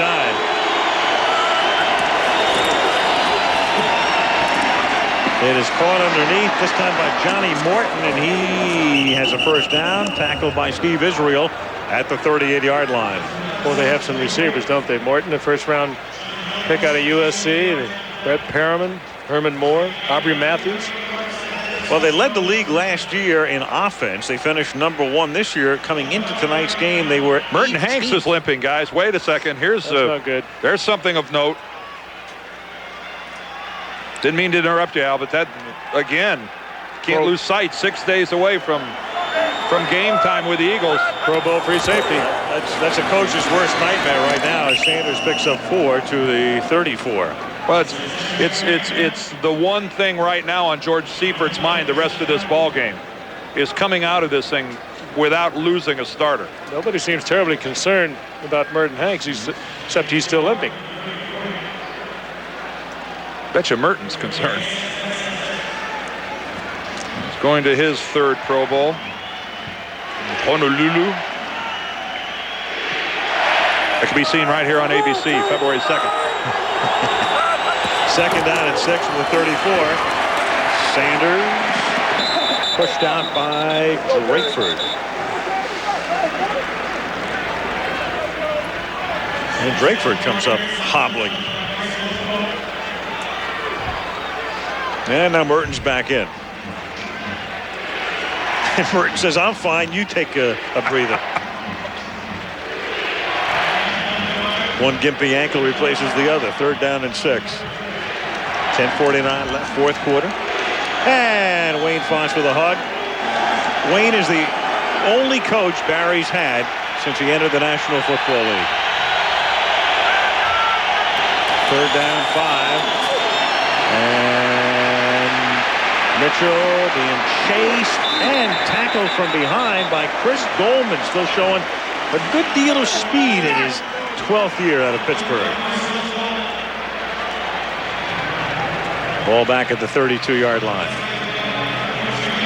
Was that behind the line of scrimmage? That's one of those they're going to have to get out the microscope to figure out whether that was a sack or not. It was not. Mitchell eked out enough yardage to avoid being sacked. And it's 4th down and 5, and the Lions will line up to go for it and pass up an opportunity at a 49-yard field goal attempt. And Mitchell says, I want a timeout. On their last touchdown drive, they converted twice on 4th down, including once for the touchdown. 9:50 left in the 4th. San Francisco by 7.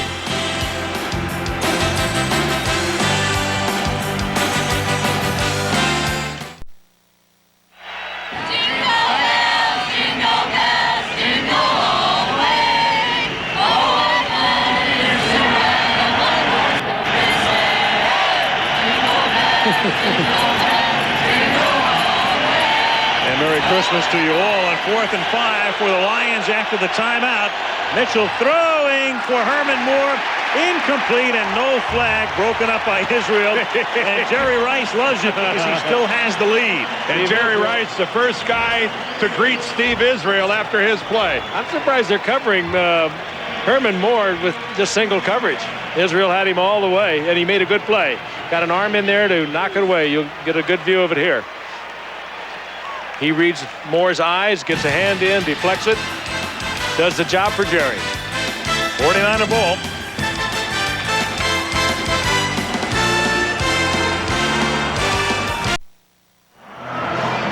Reminder, ESPN's NFL Countdown begins Saturday at 11:30 a.m. Eastern Time.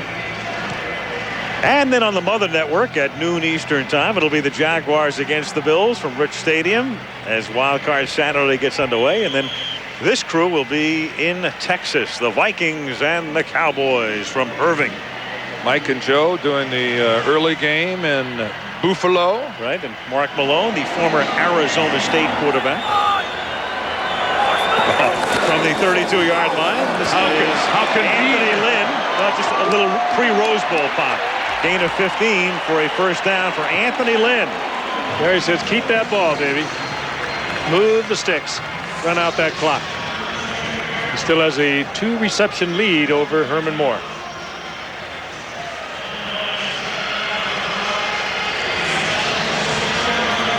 $9:15 remaining. 123 receptions a year ago for Herman. His best. On his way to the Pro Bowl is Herman Moore. And you know, a little bit about what happened tonight. This is Lavelle. Derek Lavelle into Lion territory. Banged out of bounds inside the 40 at the 38. Good block by Derek Dees to spring him that time. First down, 49ers.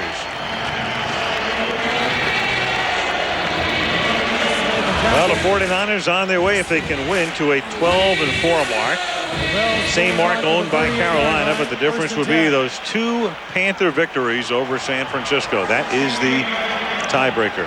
When they look back on this season, I think the 49ers are going to think about the turnaround at the end of the season against Pittsburgh a week ago, beating a really good football team on the road after that debacle the week before against Carolina. They really pulled it back together. From the 38, Lavelle.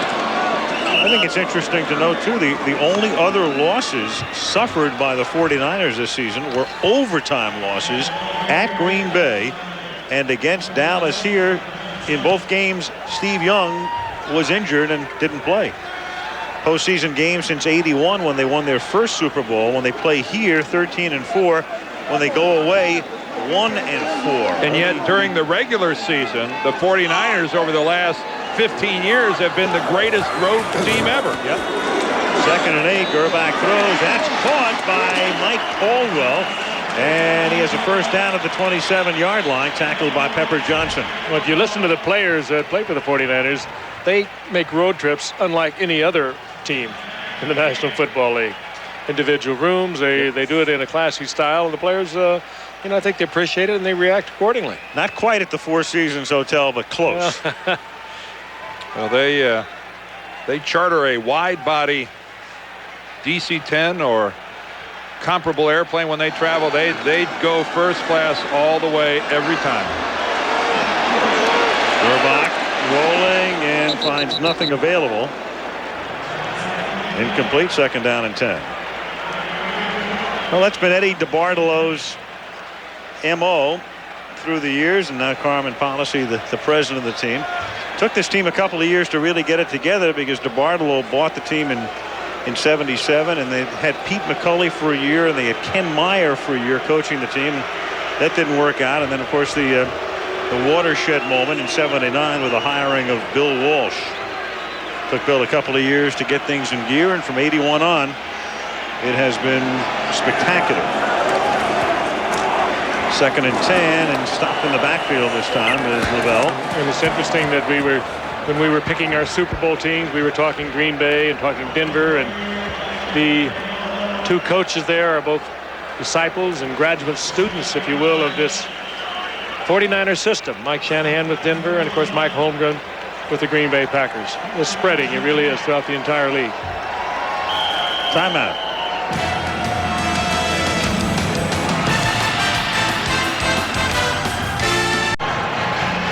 The Goodyear Blimp Eagle providing the scenics tonight in San Francisco. Goodyear #1 in tires as the National Football League's 1996 regular season concludes.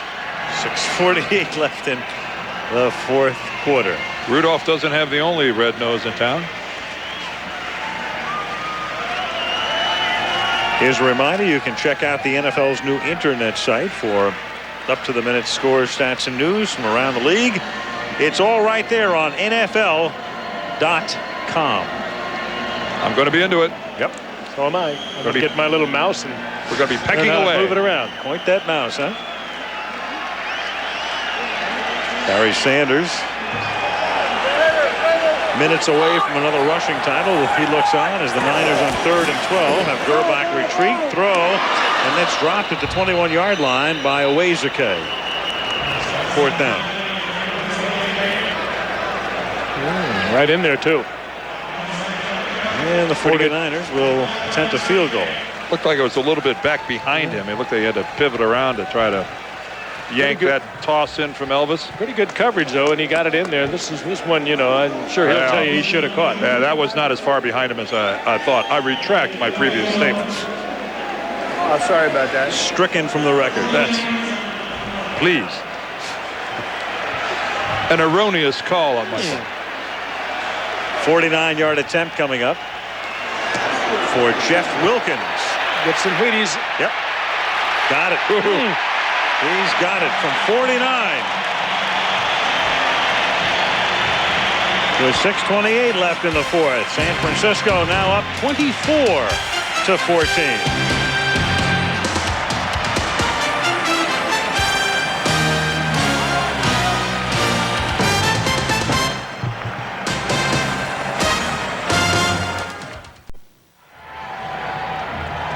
Monday Night Football is being brought to you by Nicotrol. When your cravings are tough, Nicotrol is tougher. Budweiser now appearing in a fridge near you. Bud Bowl 97, Battle in the Bayou, the complete line of 1997 Lincoln and Mercury automobiles. And Visa, the preferred card of the NFL. It's everywhere you want to be. Santa's everywhere. Yep. On his way. Well, he's tomorrow night. Wilkins, who just kicked a career-long 49-yard field goal, kicks off to Milburn, and Glynn's taken down at the 22-yard line by Mike Caldwell. And Jerry Rice looking on, wishing and hoping that Herman Moore will not catch another ball tonight. Jerry at the moment still in the lead in terms of receptions for the season. By 2, right? 108 to 106. That is correct. And he is probably calling Pete Carroll and calling for triple coverage on Herman Moore. Steve Israel is Jerry's man right now. He's one-on-one with Herman, and Mitchell looks that way and is going to get sacked here by Bryant Young.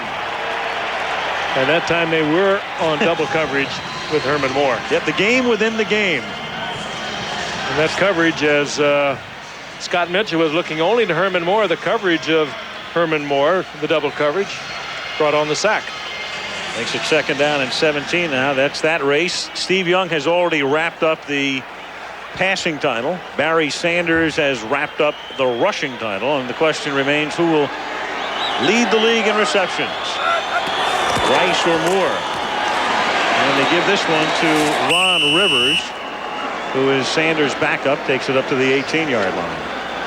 Again, at the top of the show, we talked about Wayne Fonts, how William Clay Ford, the owner of the team, has said he will meet with Wayne probably on Thursday. He has indicated, has Mr. Ford, the decision has been made, but has not revealed it. And as I mentioned at the very top, a lot of the assistant coaches are under the assumption that reign is over and that change will be made. 3rd down and 14 from the 19-yard line. Mitchell slings it, and that's incomplete. It's 4th down. I think Wayne Fonts is about as upbeat a person as you will ever encounter, and he's been in this situation before, and he's always been more positive than he is now. I think for the first time I've seen Wayne showing the wear and tear of the constant criticism that's been coming his way. Wouldn't you agree? I would agree, definitely. Mark Royals kicks to the 39-yard line, and Dexter Carter brings it back to the 47. Wayne has had people nipping at his heels for a long time, and for the first time I think he's limping and he's bloodied, and he's showing the wear and tear of a battle. He did say that at one point that he would never coach again if he had to leave, but he has retracted that. And we talked to him last night. He said no, that was not the case. He would have to evaluate it. That's the last pass play. And of course, they're thinking about keeping Jerry on top and Herman behind him. This is bizarre, isn't it? Yeah, the game within the game. Yeah, well, life is good for these guys. Good for these guys, not so good for Wayne Fonts. Good for guys like Pete Carroll. It's a tough situation with coaches now coming and going and all of that. And the way it's been played out in the media is tough for a lot of these guys, too.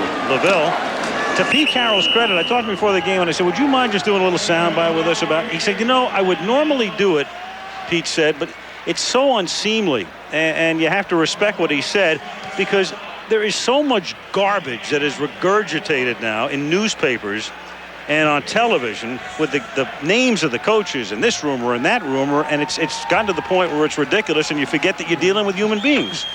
Not only that, you're dealing with wives, you're dealing with children. When a coach goes down, you're talking about a staff of 12, 14, 18 people that are going to have to totally relocate their lives. I hope there's no regurgitation on this show. Well, on this show, there's no regurgitation. We only deal with pristine garbage on this show. Well, you sure sympathize. I have been where the Detroit Lions are right now, and I've been there many more times than I've been over on the 49er sideline. These men are professionals. These men practice hard every day. They practice just as hard as the 49ers do, and because of fate and circumstance, they don't get to enjoy a lot of the experiences that come the 49ers way. And I have a great deal of understanding of what it's like to be on a loser's sideline. Here is Lynn. You know, part of the problem, too, is that occasionally somebody does have very good inside information and does have a scoop. But nowadays, it's a cottage industry, and 80 million guys are out there repeating stuff. They have no idea what they're talking about. Well, it's difficult when you're talking about someone's livelihood and what someone does for a living. And, you know, sometimes you become a little too cavalier in talking about this guy should be fired, this guy needs to be fired, this guy should be run out of town. Yep. That type of talk, I think, Dan, it's disconcerting. But I was saying the viciousness of it, too. It's just incredible. No, unattributable sources. I mean, I heard a report yesterday about the 49ers talking behind Carroll's back to try to take him down a little bit so other teams wouldn't be in. What kind of nonsense is that? I think Jerry Rice was asking Bill Walsh if he'd present him at the Hall of Fame. This is Dexter Carter to the 26-yard line. It's 2nd down and 2. Since Bill is so familiar with Canton. That's right. I wonder what Bill will do next year. You know, I asked him about next year, and he said that he's not going to come back in this same role because it's kind of an amorphous role right now. But he's not discounting the possibility that he will be in the organization. He said maybe in more of a completely administrative capacity. I think everybody is now comfortable with him. I think maybe he might have been a little awkward at the beginning last summer, but it seems very comfortable with everybody, including head coach George Sealer. Seems to have no problem. Carter on 2nd and 3 takes the ball to the 21-yard line. And that's a 1st down. This drive began with 4:55 left on the clock. 49ers, among other things here, not only controlling the clock, but what they're doing is they're keeping Herman Moore, to the delight of Jerry Rice, off the field. Herman right now, I imagine, is starting to feel a little pressed. He knows where he is, and he'd like to have it. And he's saying, why does Jerry have to have everything? 12-4 in the playoffs. Every conceivable passing record known to man already belongs to Jerry Rice. He'll set records that'll never be broken, and he wants his 2-minute warning.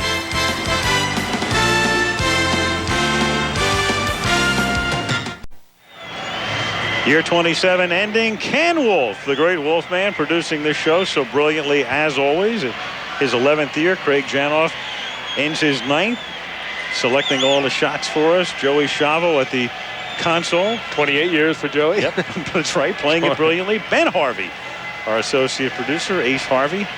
Jaime Bravo, our AD. ABC Productions. Yep, Bob Simon, Ed McKenna, Robert Weiss, Dennis Zabo, and Jim Licata.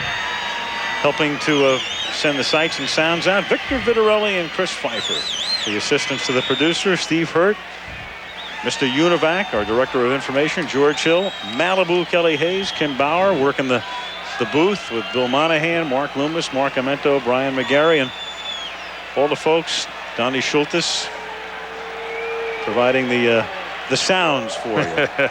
If you could hear what we hear. Yes. from the 21. This is Derek Lavelle, and he takes it to the 15-yard line. A beautiful Christmas song, Do You Hear What I Hear? But if you heard what we hear, you'd have a whole new appreciation of Donnie. Yep, our cameramen, who so many of them have been with us through the years. I mean, they're in such rhythm and in sync with everything that's going on. It's by osmosis. We're just so proud to work alongside all these professionals. There's a great collection. Mother Love's Traveling Freak Show. It used to be referred to, and so many of them have been. Well, Joey's been here, what, 25 years? Right. It's a great team.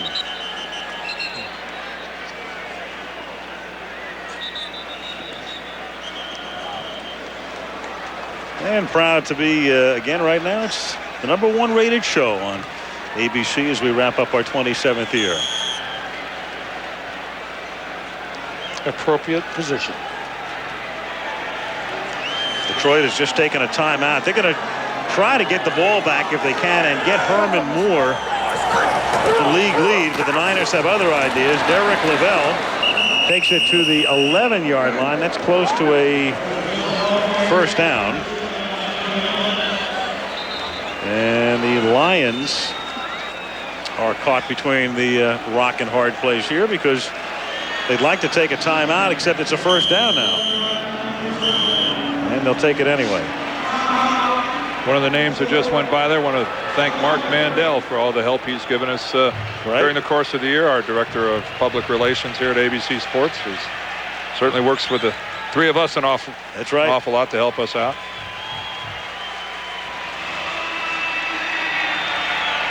We need all the positive public relations we can get. Just to make sure none of the garbage gets regurgitated, right? Sean Miles has been busy this week trying to get everyone to Dallas. We didn't know about that until yesterday.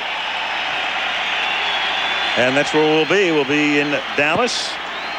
And our wild card doubleheader begins from Buffalo, where the Bills will be taking on the Jacksonville Jaguars before the Vikings take on the Dallas Cowboys Saturday right here on ABC. Well, the 49ers are going to run the clock out now. Jerry Rice is going to get his pass reception title. And Detroit can't stop the clock, and the Niners will only have to run one more play. Jerry could pick up some nice Christmas gifts.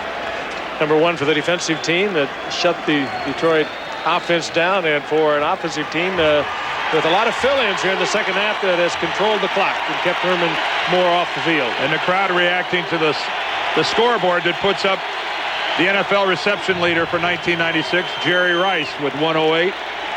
In his fourth year of 100 receptions or more. Yep, he led the league in 1990. It's the only time he's led the league in most catches. He does it again in 96.